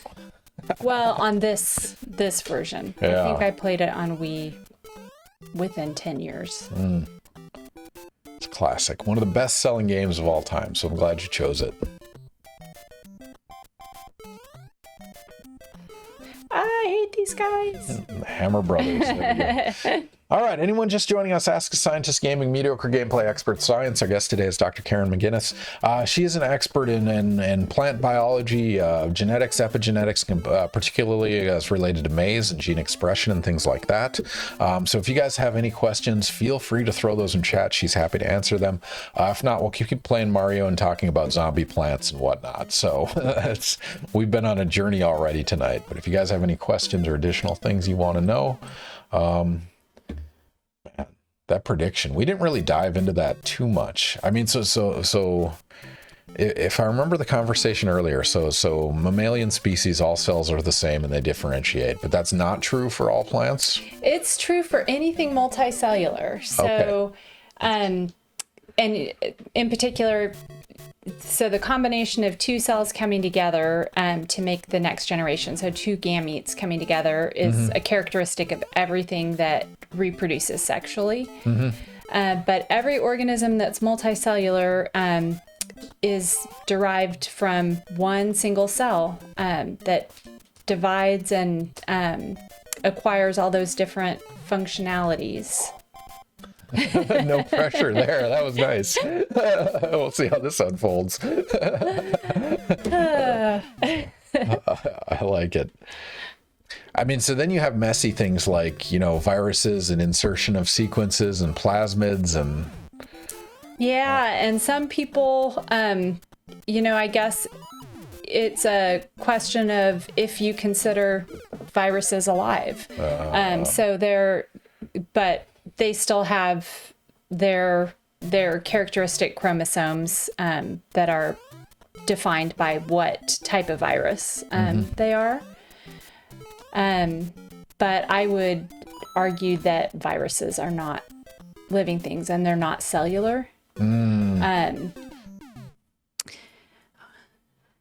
That's funny about having your name hijacked. We have this conversation a lot. I mean, that's a good question. I mean, because you were fine for like 20 years and then all of a sudden tides turned on you. Yeah. I mean, has that affected you in any impactful way, or is it just an inconvenience? I don't think it has even really seriously inconvenienced me in any way. It's one of those things that in some ways it's kind of funny, and I certainly understand the sentiment of it, but I don't like to think of myself as that kind of Karen. She's taking it back, ladies and gentlemen. I'm reclaiming my name. I mean, yeah, it's unfortunate they picked a name because I think the male counterpart, I've heard Ken more than once in terms of Karens and Kens, but it just never had the momentum that Karen did. Wow, you got sniped by that hammer. That was brutal. Well, and now you have Ken is really undergoing a metamorphosis since the Barbie movie, right? Oh, yeah. No. Now you can be Knuff. Exactly. No, my whole name has this fun sequence, so I'm gonna deliver this to you guys now. But I mean, so it started out, really early, like Ken the Barbie doll. That was a pretty easy one. But then we had this progression of various different iterations, like Kenny G. You remember the saxophone player? My middle initial happens to be G. So Kenny G was one. And then Kenny from South Park. Oh my God, you killed Kenny. And the other one that was fun, and you'll remember this, is you remember the group Hanson? Bop. So Hanson was there as well. And then, more recently, Ken has made a comeback, and Knuff, and yeah. So it's been a fun journey. Kenny G, Kenny Rogers, that's another one. Yeah, and it's funny how, as a parent, you just never, you have all the associations that you consider when you pick a name, but then everything changes. So I'm one of my previous guests, Matt Gentry, who's actually an economist, which is kind of fun having him on stream, but he suggested a book to me called Generations. Have you ever heard of this book? No. It was basically a sociologist that looked through, like, we have these abstractions of generations, right? Boomers versus Gen Z, but they actually looked at the statistics and were advocating for generations are defined by the technology available to them and how that impacts their lives. But anyway, they looked at like raw data across everything from like, social security cards to naming to happiness quotients to incomes to every statistic they could find. And one thing they talked about a lot was naming. And so it was very interesting in terms of this transition to individualism with Generation X and millennials. And that, before that, the silent in the previous generation, like everyone had similar names. Like it was like 1 in 4 people were named one of the top 10 names. And then all of a sudden it diversified quite a bit. And so it's interesting to see the manifestation of individualism in terms of names that people select, which I did not expect going into that book. But yeah, I'd recommend it. It's been a fun listen. I do it in audiobooks, but yeah. Kylie, what will you have for Thanksgiving? Asking the important questions. Are you traveling, or I don't know how much you want to reveal on stream? Nope. But well, we're in town, and we actually just started having this conversation tonight. So none of us are big turkey eaters. Mm-hmm. So we are. Usually, I do a little poll of my children to see what meat product they want. Yeah. And we're currently engaged in a discussion between brisket and ham as our meat. And then always some yummy combination of potatoes. Turkey is for people who think chalk isn't dry enough. Jeez, brutal cuddle puppy. That may just be related to maybe I'm just not good at cooking turkey. I'm not sure, but I've not ever really liked it. Yeah, salmon is a suggestion from Matt, isn't Robert? Who hurt you? That's fun. If Gwen's still in chat, you can put your input in now. It'll be on the record. It'll be on YouTube forever, as long as YouTube exists. So, speaking of meats, how do you feel about the plant-based substitutes? We actually talked about those at dinner tonight too. So I used to be a vegetarian for a long time. And so actually, if I'm not going to eat meat, I don't want to eat something that tastes like meat. So I'm not a huge fan of like the Beyond products because I'd rather just eat veggies if I feel like eating veggies, and I can go a long time skipping meat. So not a huge fan. I do like veggie burgers and black bean burgers and all that kind of stuff. Oh, is this the end? I think so. Yeah, no pressure. Stop all conversation. This is important. Yes. Who hurt you? Oh, Kylie, what's your favorite U.S. president? man, do you have a favorite? Oh, I don't know if I have a favorite U.S. president. I feel like I don't know enough about them. Yeah, I don't. Like, we know the the 6th grade social studies level of understanding, or at least I do. Yeah, I don't feel like I have a good enough political science background to have a favorite. Kylie, thank you for stopping by. Thank you for joining us again. We'll have a guest in 2 weeks, so swing back Wednesday in a couple weeks. We'll have Diana Williams, actually, from psychology and neurobiology. She studies eating disorders and how that relates to neurological pathways and things like that. So, yeah, swing by in a couple weeks. Wednesday nights, 8 to 11 p.m. Eastern. We will be here. What games is Diana going to play? I don't know. I just emailed her asking, but we'll find out. It's probably going to be retro games, but we'll see. It's been a mix. I mean, the thing is, going back to the plant-based meats, I mean, that one of their big things is adding heme molecules to make it taste like meat, right? Like adding the oxygen transporters. But you're right. Like, if it's plant, why not eat plant? But to each his own. Yeah. I gotta edit my stream info to Super Mario Brothers. Oh, do you have any interest in playing the newest Super Mario Brothers? A brand new one that's Sure. a 2D platformer like this was released, what was it? It was October 20th, actually, so it's less than a month old. I'll have to set that one up. All right, so what are some of our other questions we like to ask? What is something you wish everyone knew about your field? Like, you can either dispel a misconception or just, like, I don't know, drop some knowledge on the world. If you had a microphone that everyone had to listen to, what would be your information you'd like to share? I guess just how important plant biology is in terms of real issues for people, for human health, nutrition. I think sometimes people don't realize how many Nobel Prizes have gone to plant scientists and how important some of those contributions have been to society. So I think that's something that I think is important. I think the other thing, just more generally speaking, is how important science funding is to our quality of life in general. So not specific to my field, but, you know, kind of thinking more generally about what funding agencies like NSF and NIH do for training scientists and for advancing scientific discovery, and how important those resources are.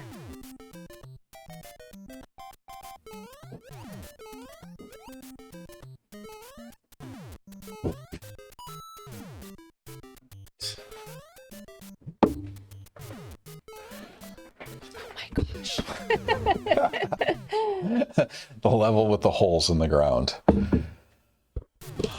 All right. Yeah, the microphone to the world. The thing about it is, even if you have it, how many people would listen? I don't know if you saw recent studies where, I don't know, faith in science, or however you want to describe it, is at an all-time low, or it's decreasing over the last 10 to 15 years. And COVID and the response to COVID had a really big part in that. Yeah, people are distrustful of what people tell them. I mean, and they're not wrong in some circumstances, which is really unfortunate. But it's one of those, after World War II, science was the hero, right? Like, it was, whether the bomb was right or wrong, but I mean, science innovation ended the war. And then we were, created the NSF and DOE and all these funding mechanisms. But now pendulum has swung back hard the other way. So how do we fix it? Yeah.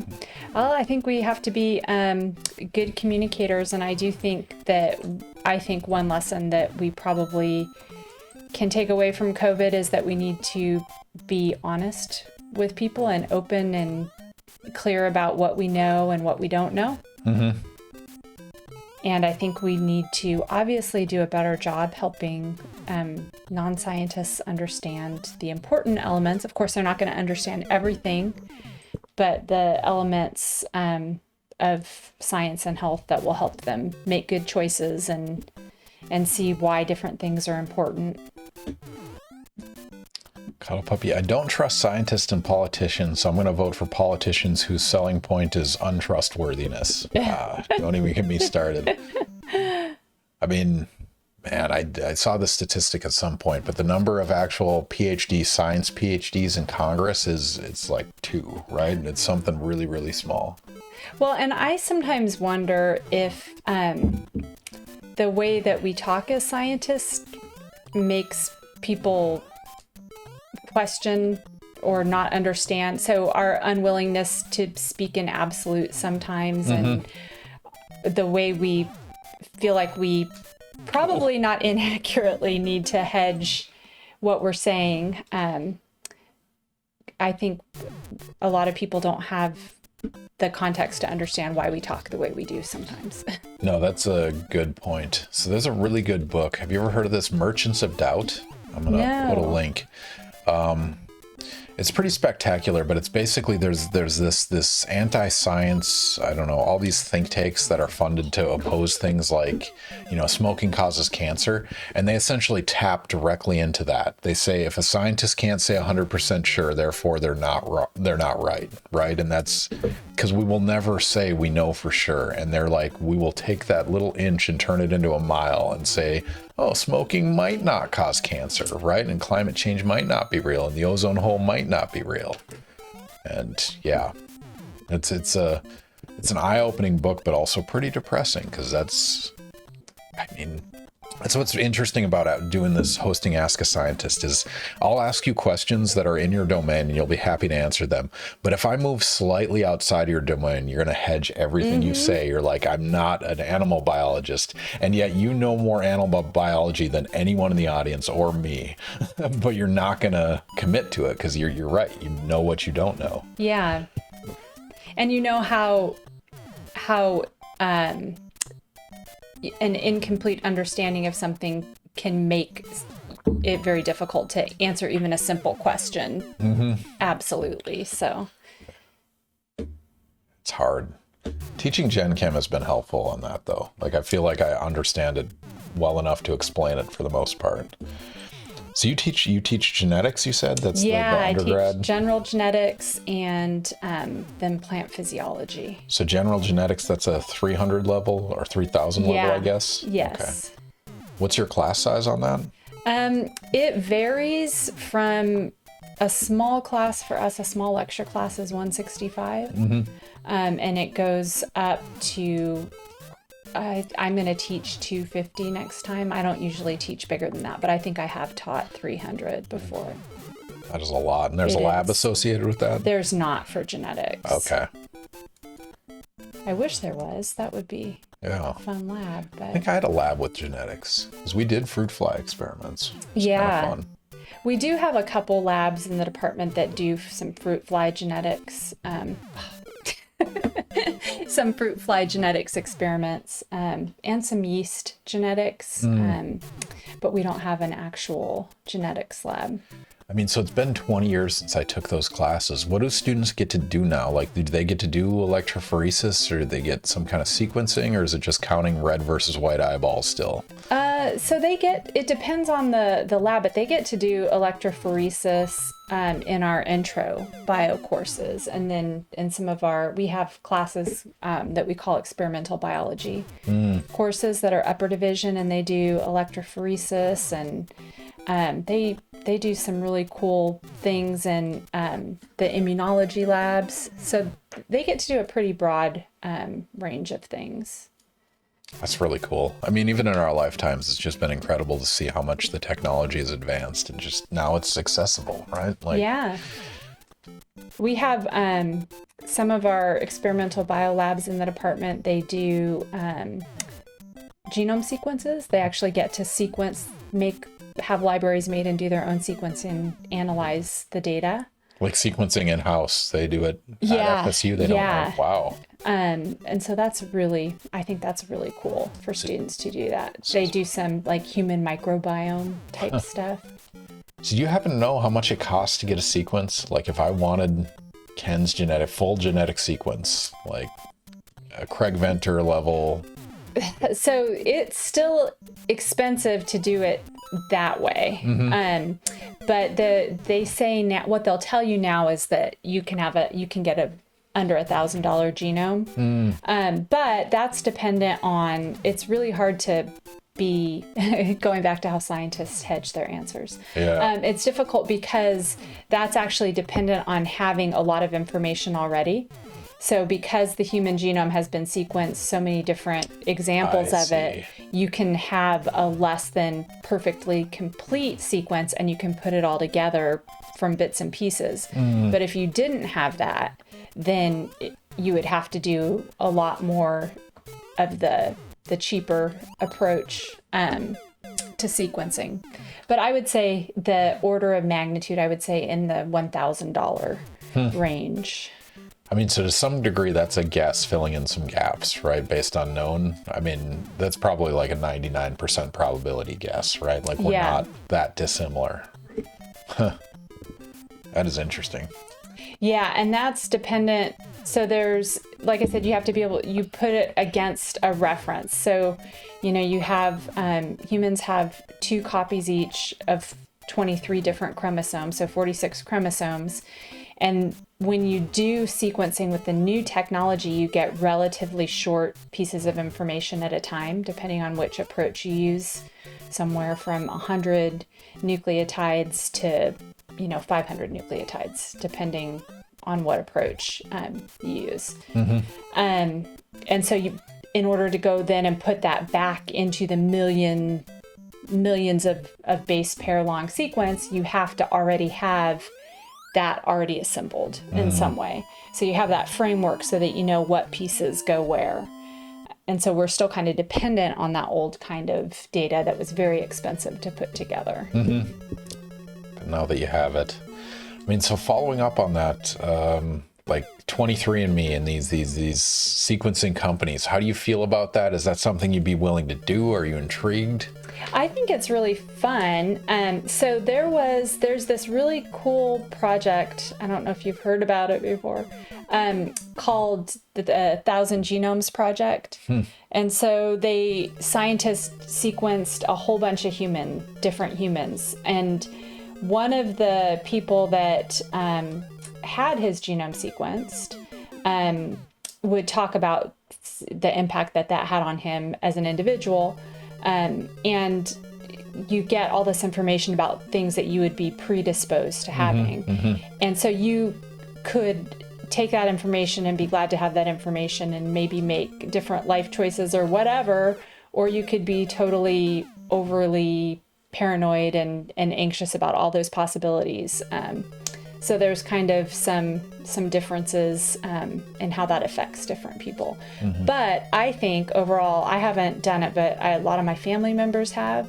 And it's interesting for us as we have that information and somebody is facing a health issue or whatever, to look and see how that relates to predisposition and how that relates to things in other family members. And so I think it's useful and fun. Going back to some of the ethics stuff we talked about earlier, who do you want to have that information? There's this whole field of forensics that's come out of people willingly depositing their genome sequences basically in publicly available databases.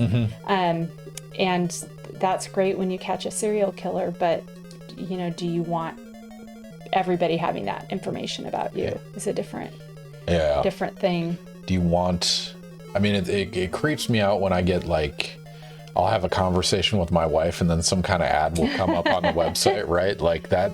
I mean, you can do targeted advertising with genetic information. I'm sure they do that already. Yeah. Right? They're like, oh, you have waxy ears. Here's your Q-tip.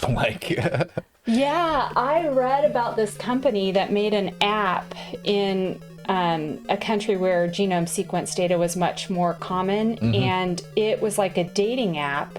And when you went to date somebody, you could compare your genetic sequences and see if it was a good idea for you guys to have children together. It's like, oh, wow. I can't remember what the name of the app was, but I remember the article was like, "Science is my wingman" or something like that. Wow. I mean, but the odds of any of those genetic, not carried by a single individual, what's the likelihood? I mean, you probably don't know these numbers off the top of your head, but what's the likelihood that 2 genetic sequences combined have a rare genetic condition? It has to be really low, right? Yeah, well, a rare genetic condition, you would expect it to be very low. But one of the challenges is that that a combination of things. So 2 different people might have the same mutations, and they may have different severity of phenotype from that same mutation. And that can be related to, you think about the human gene. Humans have 20,000 different genes, for example. And so if it's not just one gene that's contributing to any given disease, it's some, I'm gonna die. It's some combination of how those genes interact together, and there's a lot of genetic interactions. Science is my wingman. That is brilliant.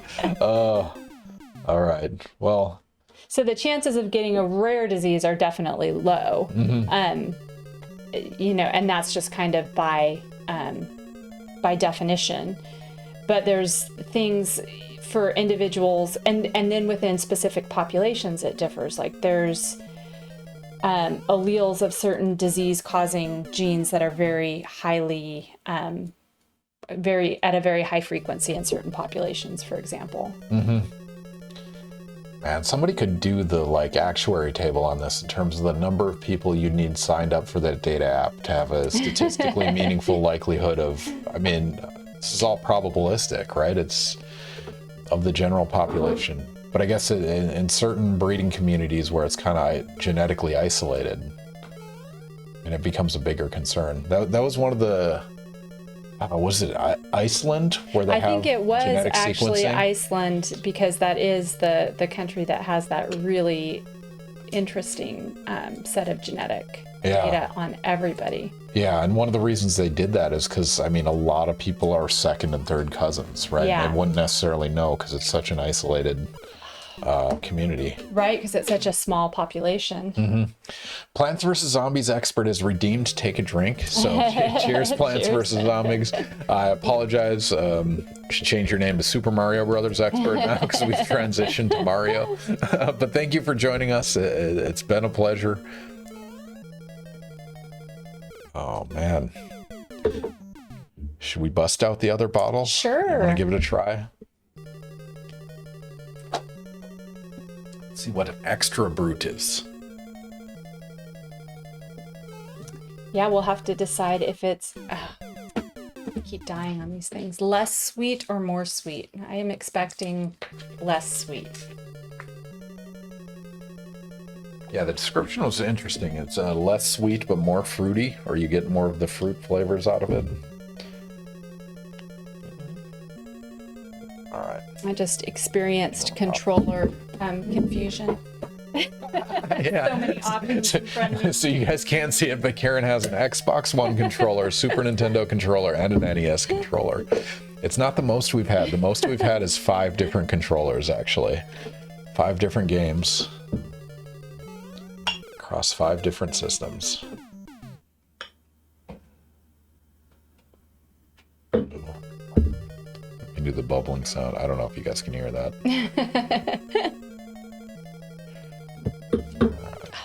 I'm the worst at this fire level. This game is hard. Make no mistake. It's back in the day when you didn't have easy levels.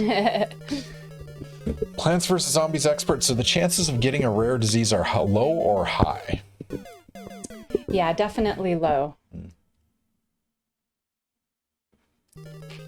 Yeah, the thing that freaks me out, again, we talked about, the ethics and who has that information, is what it means to have a pre-existing condition, right? Because, even if it's not directly causing it, is there a certain sequence that makes the prevalence of this more likely, or you're more susceptible? Does that count as a pre-existing condition? And I'm freaked out because I don't trust capitalism. Yeah, or insurance companies in general. Yeah, exactly. They'll find every way possible. Yes. Yeah, so this one we're doing a Cava Rondelle Brut. This is supposedly an extra brute, which I guess means it's more dry and more, it's closer to nature. That's really good. Yeah, that's nice.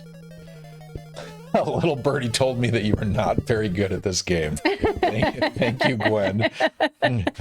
You were adopted, Gwen. You're not even a twin. Take that. Mediocre gameplay, expert science, ladies and gentlemen. We claim nothing more. I told you that mediocre was generous. I used to play this game a lot when my sister Susan and I were in college, and I think she is probably much better at this game than I am. Also, I think everybody in my family is better at this game than I am.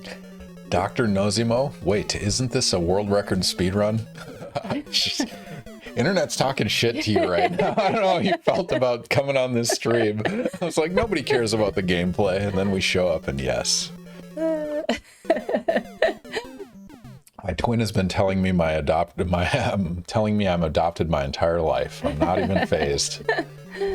Man, twins, that is an intense experience. Were your first kids twins? No, okay, they so have you had an a trial older brother. run. Yes. That I couldn't imagine the first kid being twins. That sounds like a living nightmare. You know, it's pretty cool once they get. It's brutal when they're babies. I think is the hardest part, because two babies is just difficult. Yeah. But it's pretty cool later, and it's cool when they're babies too, because there's not really anything bad about babies except you're exhausted. And there's two of them. Yes, you're outnumbered all the time. Did they sync like sleeping cycles, or was it was a disaster? No, my God. It was a disaster for like 16 months. Well, so the key is getting your revenge by making one of them the control and one of them the experiment. like teach one of them the wrong colors or something and see how that unfolds. The psychologist would love you. So which one are you, Gwen? Are you the experiment or are you the control? Oh, man. All right. What are some of our other canned questions we like to do? Ooh, most memorable, impactful moment of your scientific career. I mean, we talked about graduating your first student. Is that? I definitely think that the success and the things with my students and postdocs have been the most exciting for me. So my first postdoc just got tenure. Oh, wow. And so that was a very cool thing. I mean, and science, speaking from just the pure science aspect of it, when I was working as a research faculty member in Arizona, we cloned a gene, and it's what the identity of that gene is what helped us understand a mechanism for a really cool thing that people had been studying since the 1950s and 1960s. And they'd just been studying at the genetic level, looking at the heritability pattern. And so then cloning the gene and saying, okay, this is what the gene is. And that helps us predict that the mechanism is related to these specific molecules. And that's such a cool feeling to get that new level of understanding. Mm-hmm. One of the favorite times I ever had in my life scientifically was the first time I went into a cornfield and saw the examples of all these different genetic things. And so you think about the ratios, and you just walk out in the cornfield and you see the ratios in your number of plants in the row. And it's the coolest thing when you see that you can make this prediction about how many genes are controlling this trait that you're looking at. And it's just looking at the numbers. And so I think those were my favorite kinds of moments. Some of them are small things scientifically, but just big, cool things. Well, I mean, I'm envisioning that. That's like if you've seen The Matrix, where he actually sees the like the equations on the wall. I mean, it has to feel like that. Like you actually see it and it makes sense and manifests. That sounds incredible. And you can actually like solve something, just by looking at that pattern. So I think those are kind of my favorite. Sometimes aha moments are not huge, but they move you forward in how you understand something. Yeah.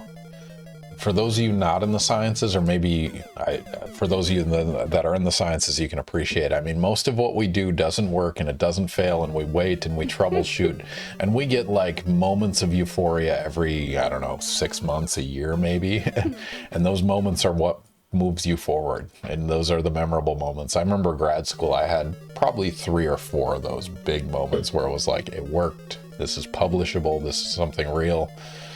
But same thing as a professor. What sucks is that you kind of get desensitized to it a little bit. Like, it's not as big a deal. Like, this is your student's first paper, but it's my 100th and something. Like, that's a little bit sad, but you still like them. Yeah. But it is, to me, it's so cool every time you go into, like, every time I go into the cornfield with a new student and see them go, oh, and how interesting and fun they think that is. And yeah, to me, that kind of keeps that feeling alive for me. No, that's fair. Those light bulb moments are priceless. I do enjoy those a lot. Yeah. Speaking of cornfields, so I grew up in the backwoods of Minnesota, and so during the summer, the students would go and get paid to corn detassel. So what is corn detasseling and how does it work? So it is a process that we otherwise refer to as emasculation.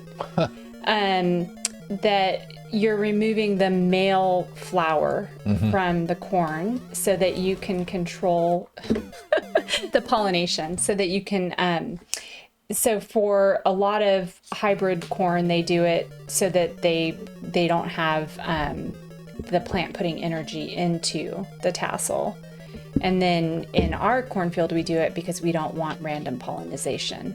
Oh, that's literally it. You're just like, it's energy conservation kind of thing. It depends on the application, but a lot of times it's controlling. You just don't want things to get fertilized, either because you want to fertilize it intentionally. The other reason why we do it a lot, and I don't know if this has anything to do with what they do, probably not, but we do it especially in the greenhouse because corn pollen is a huge irritant for a lot of people. And so we just do it because we don't want to be around it. Yeah. It just cleans up the environment just a little bit. It does, and it's a pretty potent allergen for some people, but it is an irritant for a lot of people. That's interesting. So I grew up like small town Minnesota, 1,600 people. Our football field was directly adjacent to a cornfield, and so I grew up around that, and I never had allergy issues. And then I moved to Tallahassee in March, like February and March, I just get wrecked, like the oak and whatever it is. Yeah, interestingly, so pine pollen is a big thing in Tallahassee, and it takes like a really long time for a pine tree to make pollen. And then they make a whole bunch of it. Release it all in a small interval of time, and your car is covered in it. Yeah, no, it's frustrating. Do you want me to give it a try getting you through this level? Do you want to try the next one? Because this is non-trivial. I don't play this one a lot, but...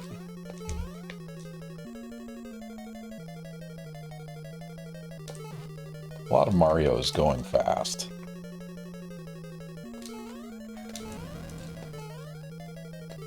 And also, I've played a lot of Mario, so I'll see if I can do it. I skip most of these levels. I only do about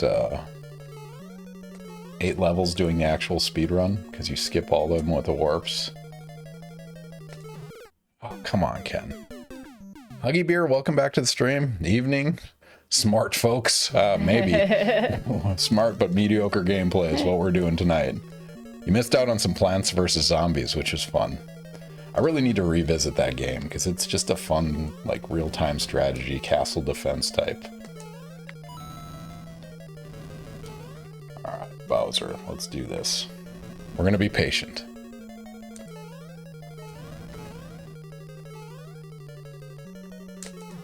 No, come on. Nerd. Yes, welcome back to Ask a Scientist Gaming. Let's just run. Let's see how it goes when we just run.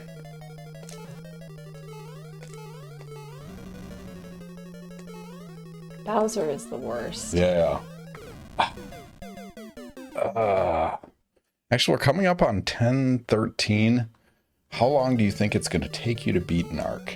You have no idea. I have no idea. It ranges between about 15 minutes and 40 minutes. I would expect that I will be on the longer end of any video game. We should do that as a prediction. Actually, I should put in a new prediction. Let's do it.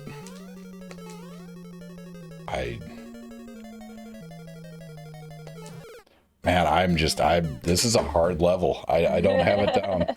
Oh yeah, we were gonna try Super Mario Brothers Wonder. We should do that briefly, because that's kind of a fun, like, just to show you where it's come in the last 35 years or so. Let's do it. So yeah. So this is the newest one released for the Nintendo Switch. Okay. I have to learn a new Yep. We are up to 4 controllers, ladies and gentlemen. 3 generations of NES.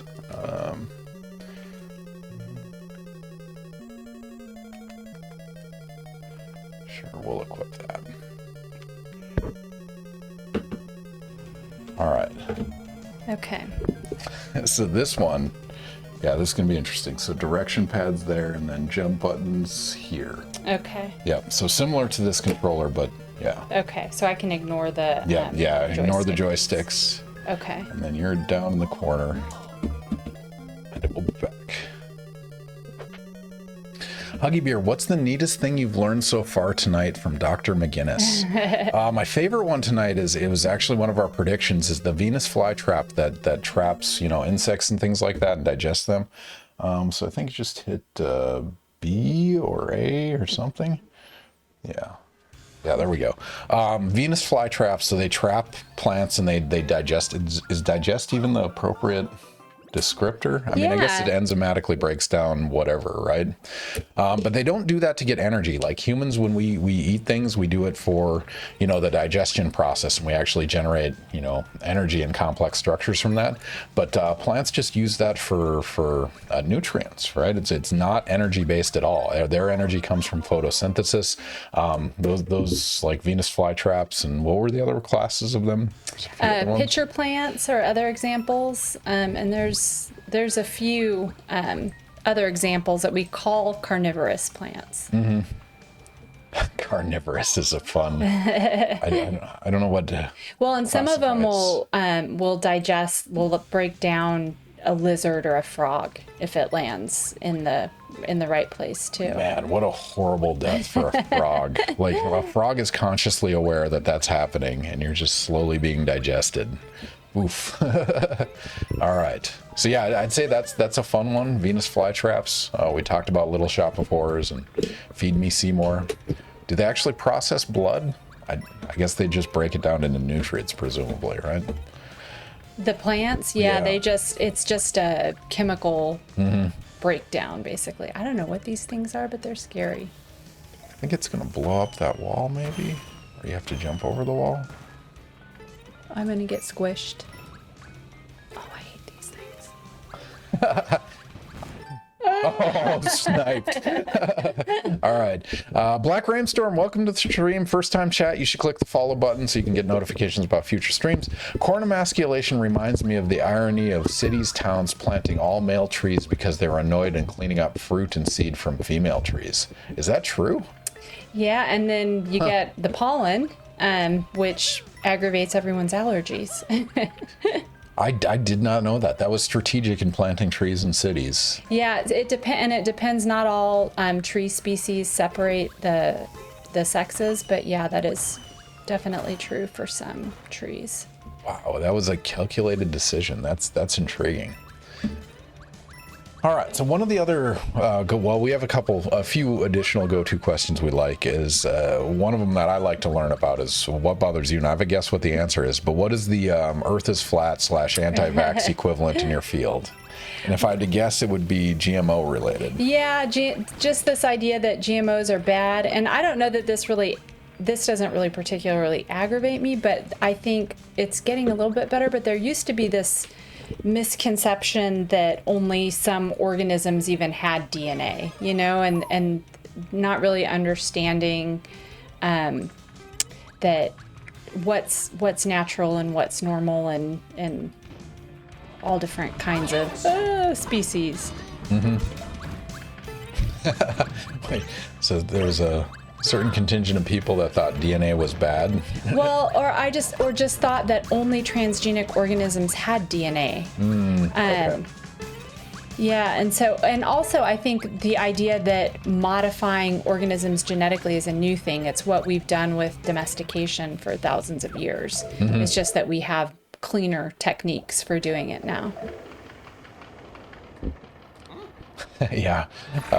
Black Rainstorm. Some people believe that some organisms didn't have DNA. Or just didn't appreciate that they did, I think. But, most people now have grown up hearing about DNA, like with 23andMe and genome sequencing being around for so long. Cuddle puppy. I don't have DNA because I'm not one of those big science sheeple. Take a stand, cuddle puppy. Jeez. All right. So we have a new question we're adding to the stream, and this is kind of fun. I don't know if have you done interviews with any of the CARE students, like the first generation college students? I have not done interviews, but I have interacted with a lot of them in advising stuff. I see. So there's apparently this exercise they have them do because they're first generation. They might be scared to talk to professors. They actually require them to do an interview with a faculty member every semester. And the idea is to get them to interact, but they have to come up with their own questions and then ask those questions in an interview. And I did this 2 weeks ago with a student, and I've done a few of them before, but they come up with their own questions. And her question was a lot of fun. Her question was, if you could have any scientist, living or dead, as a guest on Ask a Scientist Gaming, who would it be? And so the question for you, Karen, is if you hosted this stream and you could interview anyone you wanted while they played video games and drank alcohol, who would be your go-to? I think that probably, I have no idea where my character went, would be Barbara McClintock. And so Barbara McClintock is the one of the pioneering maize geneticists, and she is actually the person that discovered transposable elements or jumping genes, and she actually got the Nobel Prize for that. And I think she would be a fun person to hang out and talk with, because if you go back and you look at her work, she just had so many ideas. And some of them were really good, and some of them were just almost impossible to even wrap your brain around. And so I just think she would have lots of ideas and lots of fun things to talk about, and lots of very strong opinions. I have heard she's a very opinionated person as well. That's fun. What game do you think she'd play? Plants vs. Zombies, for sure. Dr. Nozimo. I think one big misconception that was GMOs would also modify your DNA, or the myth that salmon DNA in the strawberry that killed someone who was allergic to fish. Is that a thing? Is that? Yeah, I definitely think that. So there was a lot of people that thought, that it was such a dangerous thing because of the introduction of certain things. And like I said, it doesn't necessarily irritate me, but I think it does make people scared of things that they don't need to be scared of. I mean, that's unfortunate, because it's easy to tap into those horror stories and retell those. All right, so we're about 38 minutes from 11 o'clock. We should probably dive into the world of NARC. Okay, save me from... Are you ready? I'm ready. I mean, it's crazy how far this game has come, though. Like the basic it's really mechanics, cool pictures. It's still the same, but like it's beautiful now. It's just absolutely breathtaking. All right, so we're gonna transfer games. It is time to dive into the world of NARC. Sorry. A lot of moving parts. So you're going to go with the original NES controller. All right, anyone that's not familiar with Ask a Scientist Gaming, we have a couple traditions. We have a couple standard questions. One of our traditions is we close the night with a game called NARC. And so what's key to this game is we have Game Genie codes, we have infinite lives, infinite rockets, and every single guest of the stream ends up playing NARC. And the qualifier is they get timed on how fast they beat NARC, and they're competing against their colleagues. So in biology, we've had Jim Fadul, Steve Leonard, Scott Stagg. I think those are the only ones from biology, but I hopefully I'm not missing someone. But anyway, this is a bargain bin game for the Nintendo Entertainment System. It came out, what year was this? 1988, I think. But yeah, this is one that, like, you remember Blockbusters that existed when you're walking out the door and they're like, here's this bin full of $5 games. This is one of those games. And I'm going to read you guys that back of the box, which I picked up fairly recently from a used game store. You are Max Force. Your mission, bust Mr. Big and destroy his dreaded criminal empire, seize all contraband, stolen money, illegal weapons, use rocket bombs, high-powered machine guns, apprehend all suspects, protect the innocent, and punish the guilty. Stop at nothing. So yeah, written and coded by Nancy Reagan. So Karen, are you ready to win the war on drugs? I'm ready. Black Rainstorm believes in me. All right. All right, let's go ahead and press start and let's get going. Live split. It's not seeing the timer for some reason, but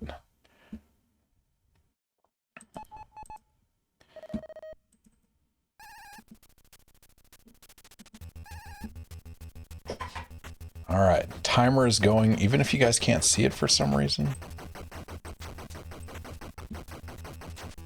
There we go. There's the timer. So you're going to walk right. You're going to shoot people along the way. You don't have to shoot them. There's no advantage. You're going to find doors, go through doors, keep walking right, and repeat indefinitely while people are going to ask you questions and distract you by making you drink alcohol. So,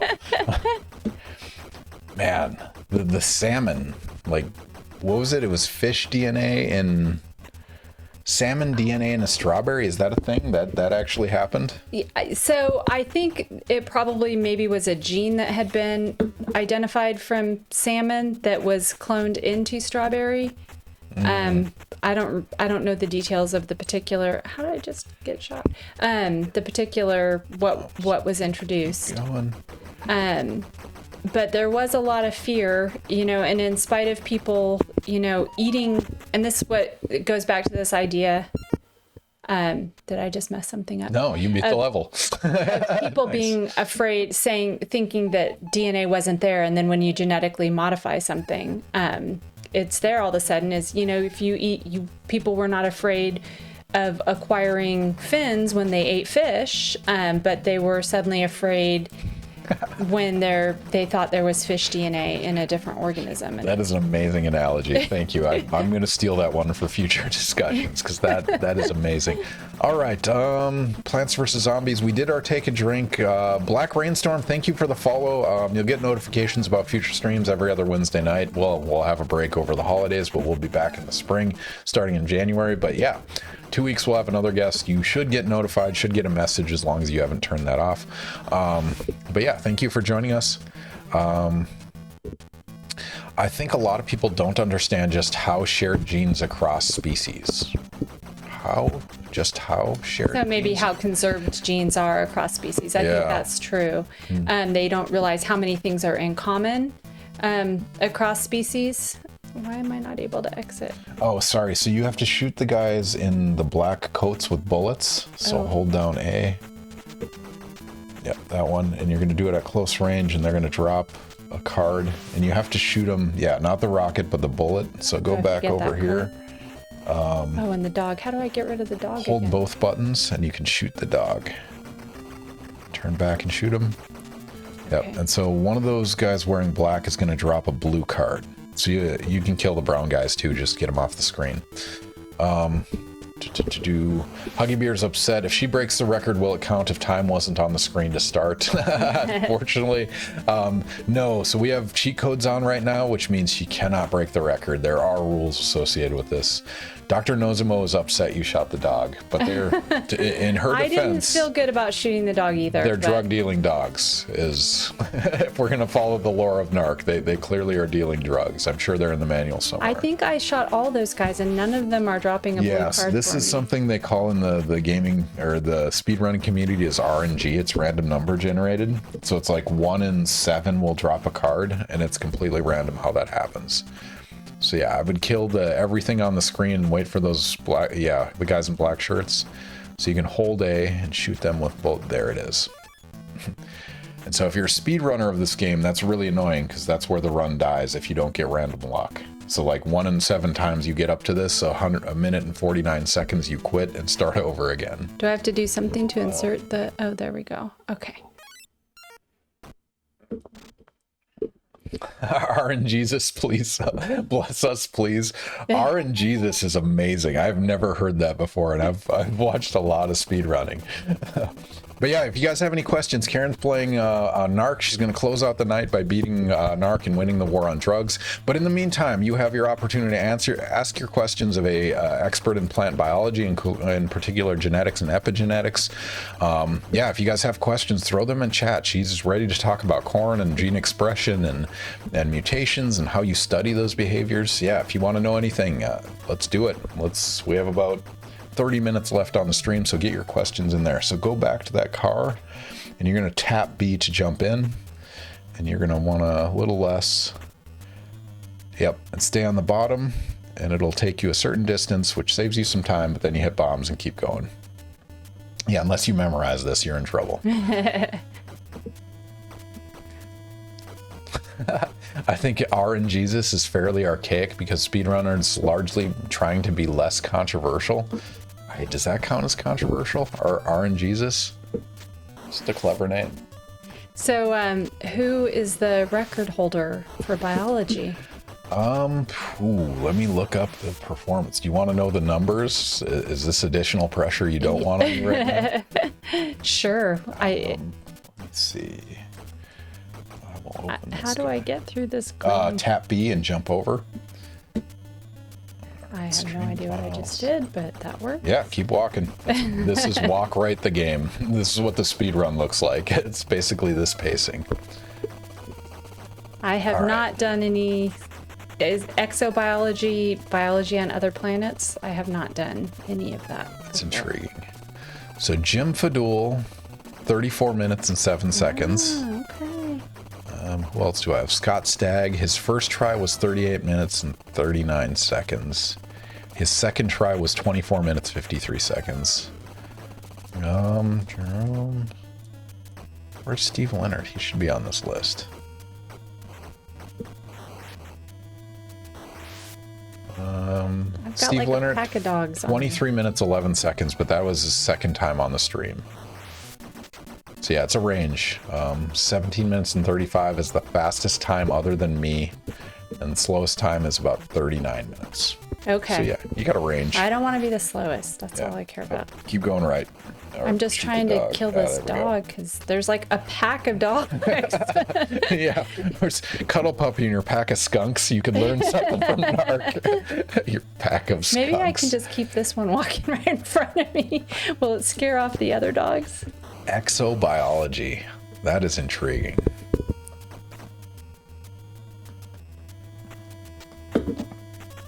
All right. Oh, we talked about this before the stream, but did you come up with a favorite equation? Oh, you know what? I don't know if I have a... Get in the car and you'll stay on the bottom of the screen. I mean, I guess part of it is how formal of an equation does it have to be? Not very formal. If I have to talk about like numbers and numeric relationships, I'm very fond of, ratios that teach you something about the inheritance pattern of a gene, but that's not really an equation. I mean, but you do bioinformatics, right? I mean, there's equations embedded in that, but not as explicit. Well, Say and F not that equals I would MA? say like named, named specific equations. Not something a casual viewer would recognize or look up. Yeah.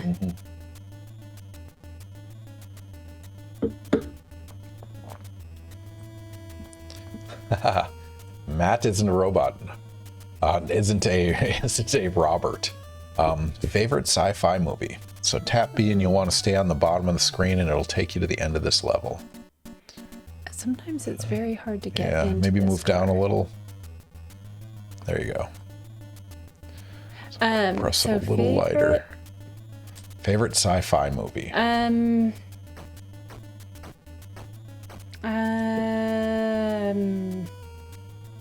can't even think of a single sci-fi movie right now. I'm trying. It's escaping you. You're focusing on NARC, I understand. Well, and it's not, I don't watch that much sci-fi. I don't know if this counts as sci-fi, but something that we watched recently was 12 Monkeys. Does that count Oh as yeah, sci-fi? that's definitely sci-fi. Okay. I'll say 12 Monkeys. Yeah. That's got time travel plus disease transmission plus, yeah, you should be able to go through that door.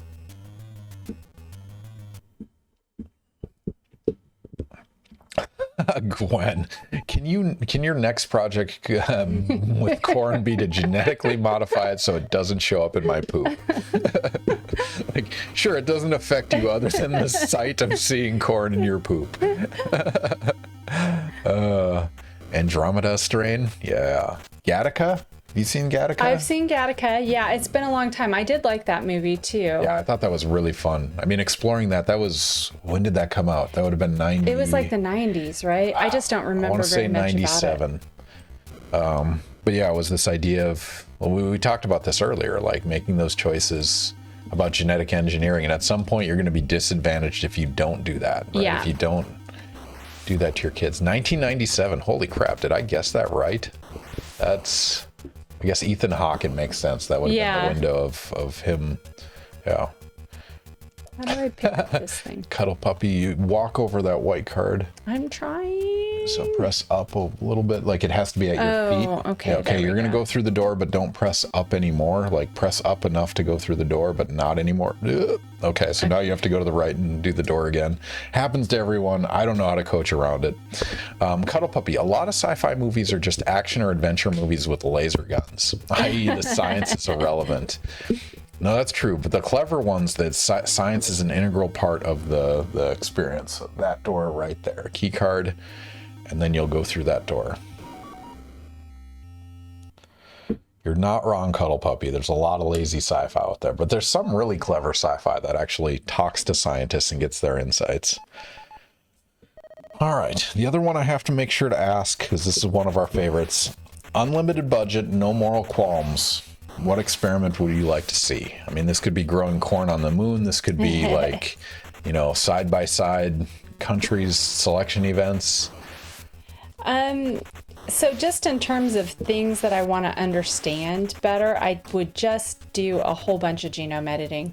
And I don't think that there's necessarily a lot of moral qualms with that, because I wouldn't want to do it for people to eat or anything, but just, so we have all these regions of the genome that we don't really know what they do, and just deleting them and seeing what happens. So you're going to shoot the green guys with bullets. The green guys as in the trees? No, so shoot this guy and then like a Rambo looking guy running across the screen. So shoot the white coat. So hold A or rocket, it doesn't matter, but you'll have to shoot the Rambo looking guys, that one with the bullet. And eventually one of them is going to drop a green card. This is another RNG Jesus luck. So bullets instead of rockets. Yep, hold it. There we go. One of them. There we go. There's the green card. So not bad. Sorry, I interrupted. Unlimited budget, no moral qualms. Yeah, just lots of genome editing and getting rid of things and seeing what happens to expression networks and phenotypes. And Yeah, so just money and time. We hired a person last year that's doing like robotic screening of battery material. So like entirely automated synthesis plus characterization. I mean, are there people brute forcing that type of study right now? Yeah, so I have a colleague and collaborator that does research in cell lines, and she just makes she identifies whole populations of things that she wants to study, and she does a library and she just deletes like thousands of things at a time and then sees what can survive and what can't. And it's harder to do that kind of experiment in we don't do as much cell culture with plant cells, and it's harder to do it in whole plants, but I just think it would be really cool to do that and try to understand what's essential and why using that kind of approach. I mean, so with like bacteria or viruses, presumably you can do like well plates and like do thousands of experiments in a 10 by 10 centimeter thing. But I mean, you'd like to see the plant actually grown from that. Yeah, and just see what happens. So we have, for example, all these things. So keep going right. You'll get to a key card door at the end. You have the key card for the next couple levels. Okay. All these things that, they don't do obvious things that we can predict based on what we understand about sequences and proteins and all that. So just trying to understand what they do and how that affects the health of the plant and the yield. I mean, what's intriguing is we talked about Iceland and their data set. I mean, they're kind of doing that right now, right? Between their sequencing plus, I mean, if people volunteer their medical information. I mean, so you're doing bioinformatics. How much is machine learning and AI and big data processing play into that? Yeah, I hopefully more and more as time goes on. And so, I think that's going to help us understand, we talked earlier about the complexity of things, and, a lot of what we have done initially, you have to say that you know what you're calling the regulator in a situation. But if you had a way that you could go in and have AI and machine learning tell you what the regulators are and what's predicted to be the most important components, and then test those ideas in a really broad way, I think that would be interesting. All right, we have not done nearly enough predictions. I'm going to put a prediction up there right now. So yeah, I'm going to do this one because I was intrigued by it. I love these predictions because I learn from them every time they come up. So, all right, ladies and gentlemen, we're going to do a prediction. If you're not following us, click the follow button, get your standard internet units ready because we're going to gamble them on predictions. I guess I can't use the word gambling because it's not gambling, it's imaginary internet units. But I'm going to put up a question right now, and you guys are going to have 2 minutes to answer. Time for a cell division to create a human egg. Is it less than 1 year or greater than 1 year? Is there any context you want to add on this? So just basically the cell division process that a human female goes through to generate an egg. The question is, how long does that process take overall from the beginning of the process to the end? So actually generating the egg that will be used, well, could be used for fertilization, and that's exactly what you do. The wheelchair guy, shoot him with a rocket. So yes, you have both shot dogs tonight and the guy in the wheelchair. Welcome to Nintendo gaming. I hope that nobody tells my dog that I did that before I get home. Gwen, it's a secret. Do not reveal that to your dog. So you'll want to kill all the guys on screen, so hold both buttons down and you can shoot the dogs, but it's okay, they turn into puppies and then they disappear. All right, so you guys have about a minute left. The question is, how long does it take, the time for cell division to create a human egg? So in a female or ovary, how long does it take? I mean, it presumably happens in the ovaries. Yes. So you're going to tap the shoot button and it's going to generate a rocket. So the question is, how long does that process take? Is it less than a year or greater than a year? And this is one of those, so like I'm a spectroscopist, so I'm like, okay, if you're going to do photoinduced electron, that's going to happen on a femtosecond time scale. And so we all occupy this intellectual space of how long things take. And this is one that I hadn't thought about. I have no time scale reference for cell reproduction and splitting. So yeah, kill these guys, and if you kill enough people on screen, the guy in the wheelchair will come back. So shoot So line up your foot height with theirs and shoot him. Shoot, oh, well, I guess move away. There we go. All right. 10 seconds. Okay, so we have a split decision here, but heavily weighted one direction over the other. Most people said greater than 1 year. What is the answer? So it's actually between 10 and 50 years. So the cell division event actually starts when a female is herself an embryo, and then it pauses, and the next part of it is completed when that individual goes through puberty, but it doesn't actually completely finish until the egg is fertilized. So the answer was it was up to 50 years in some cases is the comment here. I mean, what a weird evolutionary selection pressure. I mean, for somebody that only lives for, I mean, recently 80 years, but historically 50 years, to have that long of a process. I mean, is there any advantage in it being that slow, or is that just a symptom of a... Well, I don't... So the extreme end of it is definitely not necessarily an advantage. So we think that may be why certain birth defects increase with maternal age. And so I have no idea what just happened. So this is phase 2 of Mr. Big. So I'm going to walk you through some advice. Go to the top of the screen where his projectiles, which are his tongue, can't hit you. And so what you're going to do is try to get a distance away from him and turn back, and you're going to jump and then shoot a rocket, and you have to hit him in the hat with a rocket. And this is one of the most painful parts of the game, and I apologize I'm making you play this, but no worries, because now we'll distract you more, because Huggy Beer has redeemed a request a factoid. So drop a factoid bomb on the audience while playing NARC. Okay, so I will... my factoid, I guess I'll do a maze factoid. And that is that if you look at two different types of maize plants, so the same species but two different types, they can be more genetically different from one another than humans are different from chimpanzees. I mean, so the speciation rules still hold true where it can't reproduce? That's when it's a separate species? So that is our historical definition of speciation, but now we tend to think of that on a sequence similarity.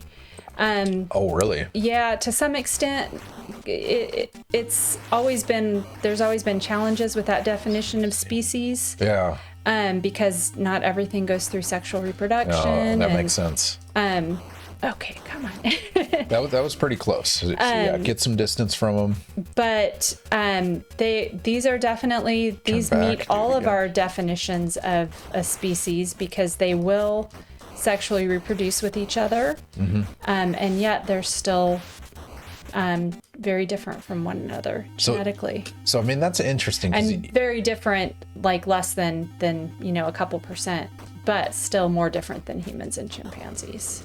I mean, so we talked about the biology factioning everything from viruses to bacteria. I mean, you guys have to converge on a similar definition of species, right? And that's hard. Yeah. Where does that come from? Is that just like how do you even have that conversation?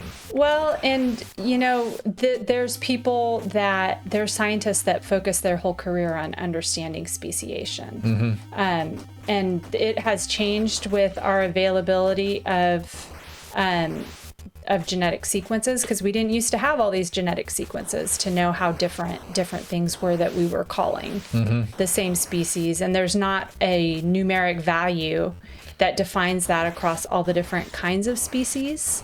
That's interesting. And so it's one of those things where we've had to revise our...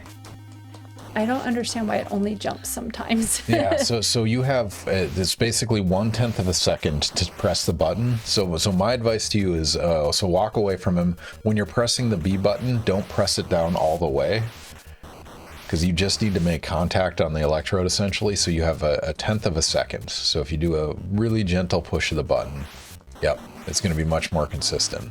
And then when you're in the air, then tap the A button, and it should release a rocket. All right, Speciation. That's interesting. So I was using an archaic definition based on what I was taught in intermediate school. Well, and I don't think we have totally abandoned that definition. It's just that we have to account for a lot of different things. Yeah, that was your button pushing there is just a little too hard on the A button. Huggy Beer had a follow-up on the previous conversation. So with AI and robots, could you set up an automated process that you feed it scenarios and it just runs through them to collect data? I mean, could you envision unlimited budget? Could you do the sequencing? Could you do the growth? Could you do the harvesting and the processing? I mean, our grad students are our robots now, but could you automate that? There's a lot of automation in agriculture and plant genetic research now. So there's automated phenotypers, like little robots that will go through the field and take pictures and take measurements for you.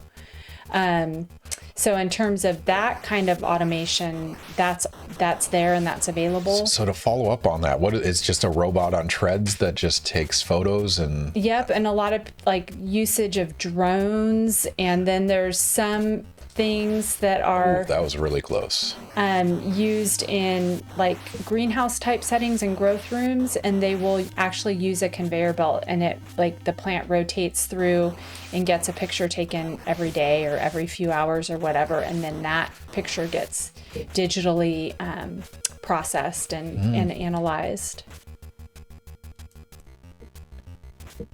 That is incredible.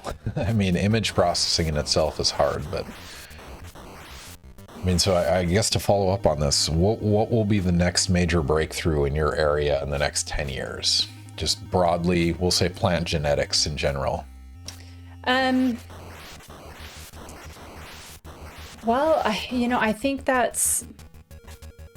think we are going to catch up on data availability with species like humans. And I think we will use AI to predict and understand complex relationships better. Mm-hmm. I mean, so that's a limitation of just the quality and the amount of data you have? Yes. Okay. So cheaper, more available sequencing plus repositories for that data. Yep, and the development of the analytical techniques to do the different kinds of studies and the different kinds of data analysis. Mm-hmm. Yeah, that makes sense. Oh, so close. A little earlier on the A button tap. This is why this game is terrible and why it takes people so much time. I apologize. I'm so sorry. If it makes you feel any better, I suffered through this game much to learn how to play it and then started speedrunning it. So, no, I feel the pain. All right, AI and robots. It's such an intriguing area because I'm like, how much can we do to replace the monotonous work that grad students have to do for us, right? Because it is, I mean, a lot of it's just executing those tasks. Is there a cheat code for this game? Actually, there is. We have cheat codes for both rockets, bullets, and those are standard Game Genie codes. My brother actually wrote cheat codes for this boss to make this much easier. So you don't have to hit him in the hat. You can actually rocket him in the face. But then we have to put an asterisk next to your name on the scoreboard. So it's a matter of pride in sacrificing that or not. But Go Haku, welcome back to the stream. Thankfully, it seems like the stream worked out tonight in terms of, so we streamed 2 weeks ago, and for some reason the bitrate was terrible and it was glitchy and we had to restart the computer and that was terrible. I think I need to get a new video card is my answer, but we'll figure that out during the holiday break. Yeah, if you get sick of this, I can step in and intervene and do the rocket, but I will definitely let you do that. All right. So this is going to be annoying when you see it, but you essentially need to get the timing on the rocket to the hat. There it is. All right. So, and if it makes you feel any better, there were hundreds of hours that went into me figuring that out because I speedrun this game, and a year ago, I was the world record holder, but I actually got beat in the speed run of this. So you're going to go back and shoot him in the face now with a rocket. All right, now what you're gonna do, so here's the final phase of the fight. You're gonna go in this range, like run away from him, and you're gonna turn around and shoot bullets and move up and down while you shoot bullets. But you can't shoot up here, you have to be like down here. Yep, run away. So this one you're gonna hold A, and then just like move up and down a little bit as you hold A. So you see that vertebrae that disappeared? Yeah. Yep. So that's gonna happen. So you're gonna run away from him, stay in that middle area, shoot, move up and down while you're shooting, and eventually it's gonna go away. Question from Gohaku. Are you seeing more computer science minors in your field? That's interesting. So I wish we were seeing even more than what we're seeing. What I am definitely seeing is that graduate students want to learn more computational things, and we actually have a computational biology major. Oh, interesting. But I think we're definitely seeing more students that are interested. I mean, they see the writing on the wall. They see... Yes, they want to be able to do that kind of science because they understand, one, that that's going to be the kind of science that will be the most informative, but also because sometimes they want to go work for a company or, you know, something that's going to be a financially rewarding job, and that is a good way to do it. All right, so this one, yeah, bullets instead of rockets. Rockets don't hurt his vertebrae for some reason, only the skin, soft tissue. So, yeah, walk away. It'll be like in between these black lines. I just wish I could go a little bit faster Yeah, when I go to get away from him. Right after you die, it gives you some leeway. Yep. So walk away.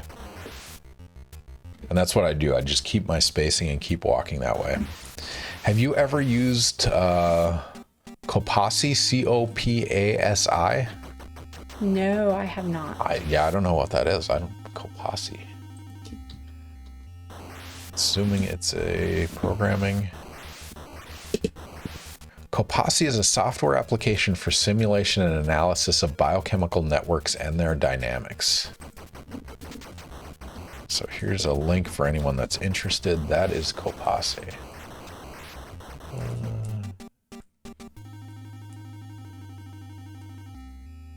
Stochastic simulation algorithm. Oh, that is a lot. Oh, there we go. Nice. All right. So now I can go through. Wait, why did my timer stop at 26:42? I apologize. I'll have to time this manually based on the YouTube video. I think it means I win. Yeah, this is now you're on civil forfeiture the level. So I'll figure out what your actual time is, but I'm thinking you're somewhere in the low 30s, somewhere in there. But yeah, congratulations, GG, civil forfeiture the level. You don't have to collect gold, but you can. Note, you're on a speed run, so if you want to beat Jim Padul, there you go. So gold card. That's the end of the level, and clock didn't matter because it already stopped. So I'll figure out a time for that, but congratulations, you won the war on drugs. All right. You saved the U.S. government, what, $3 trillion or something is the estimate since the 1980s. So, yeah. All right. Well, man, that's it. So it's only 10:55. We have 5 minutes to spare, but you get to put your initials in, like the old school arcade games. If anyone has suggestions on who we should raid, you should put those in chat now. Let's find some science people. Nancy is happy now? Oh, Nancy Reagan, yes. Man, what did you think of NARC? That was kind of a hard game to play. Yeah, it's like a lot of it's just walking, and then you get to the boss, and it's an absolute nightmare. So, man, was there any questions we didn't cover that you wanted to? We had the mistakes, expensive mistakes. We had that. Anti-vax, we covered that. Movies, scientist you'd interview. I made it as a scientist's favorite equation. And I think we got through pretty much everything. Is there anything you want to talk about that we didn't? I mean, we have 5 minutes to kill, or we can, move on and raid somebody else. Are you tired? That was exhausting. Yes. Now, I can't really think of anything. Yeah, no, that's fair. It's been a long night. So, yeah, if anyone has suggestions on who we should raid, throw those in chat. If not, I'll find somebody that's a science streamer, someone from the Knowledge Fellowship, so on and so forth. Gohaku wants to know what was said about the anti-vax / flat Earth equivalent. It was GMOs, right? It was fear. Yeah, just basically all the fear around GMOs and those approaches. Mm-hmm. And the answer is you're not scared. You're not. I mean, in terms of like organic foods versus, you don't have any concerns about that? No, I mean, I don't think that that as a category, genetic modifications are inherently dangerous. I think that I think organic fruits and vegetables trouble me on some levels because they make fresh, healthy food too expensive for a lot of people. That's a good point. And some of them actually, honestly, are not safer than conventionally grown agriculture. So I just think there's a lot of misconceptions and a lot of fear mongering, I would say, around those kinds of things.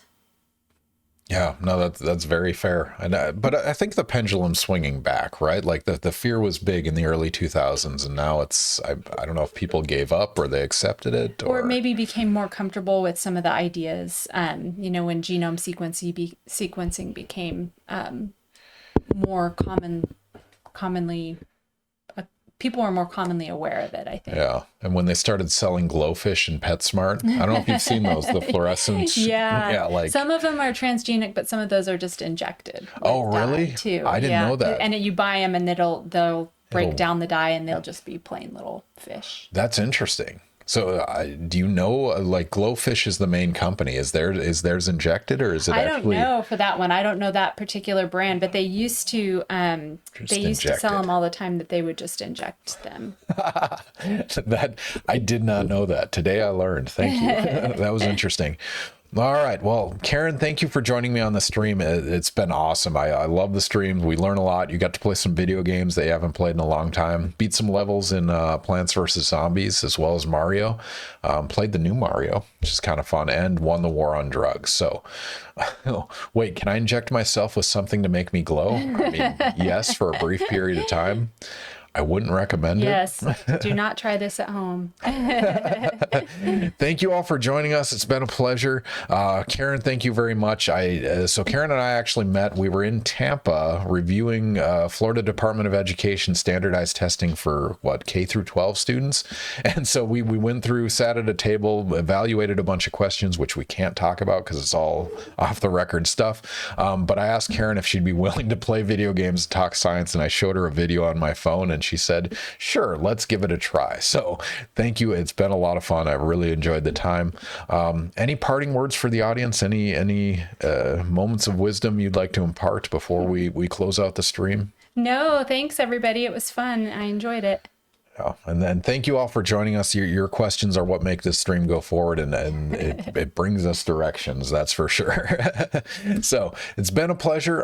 You guys can join us again in 2 weeks. That'll be on November 29th, 8 to 11 p.m. Dr. Diana Williams. So she's from Department of Psychology, and she's affiliated with the Neurosciences program. And so she does like metabolic disorders and eating disorders and endocrine control of food intake, but doing it from both a psychology and a neurobiology perspective. And so that's going to be an interesting conversation. So yeah, join us again in a couple weeks. Stick around. We're going to raid somebody. We'll figure out who that's going to be. But yeah, it's always a pleasure, and we'll see you guys next time.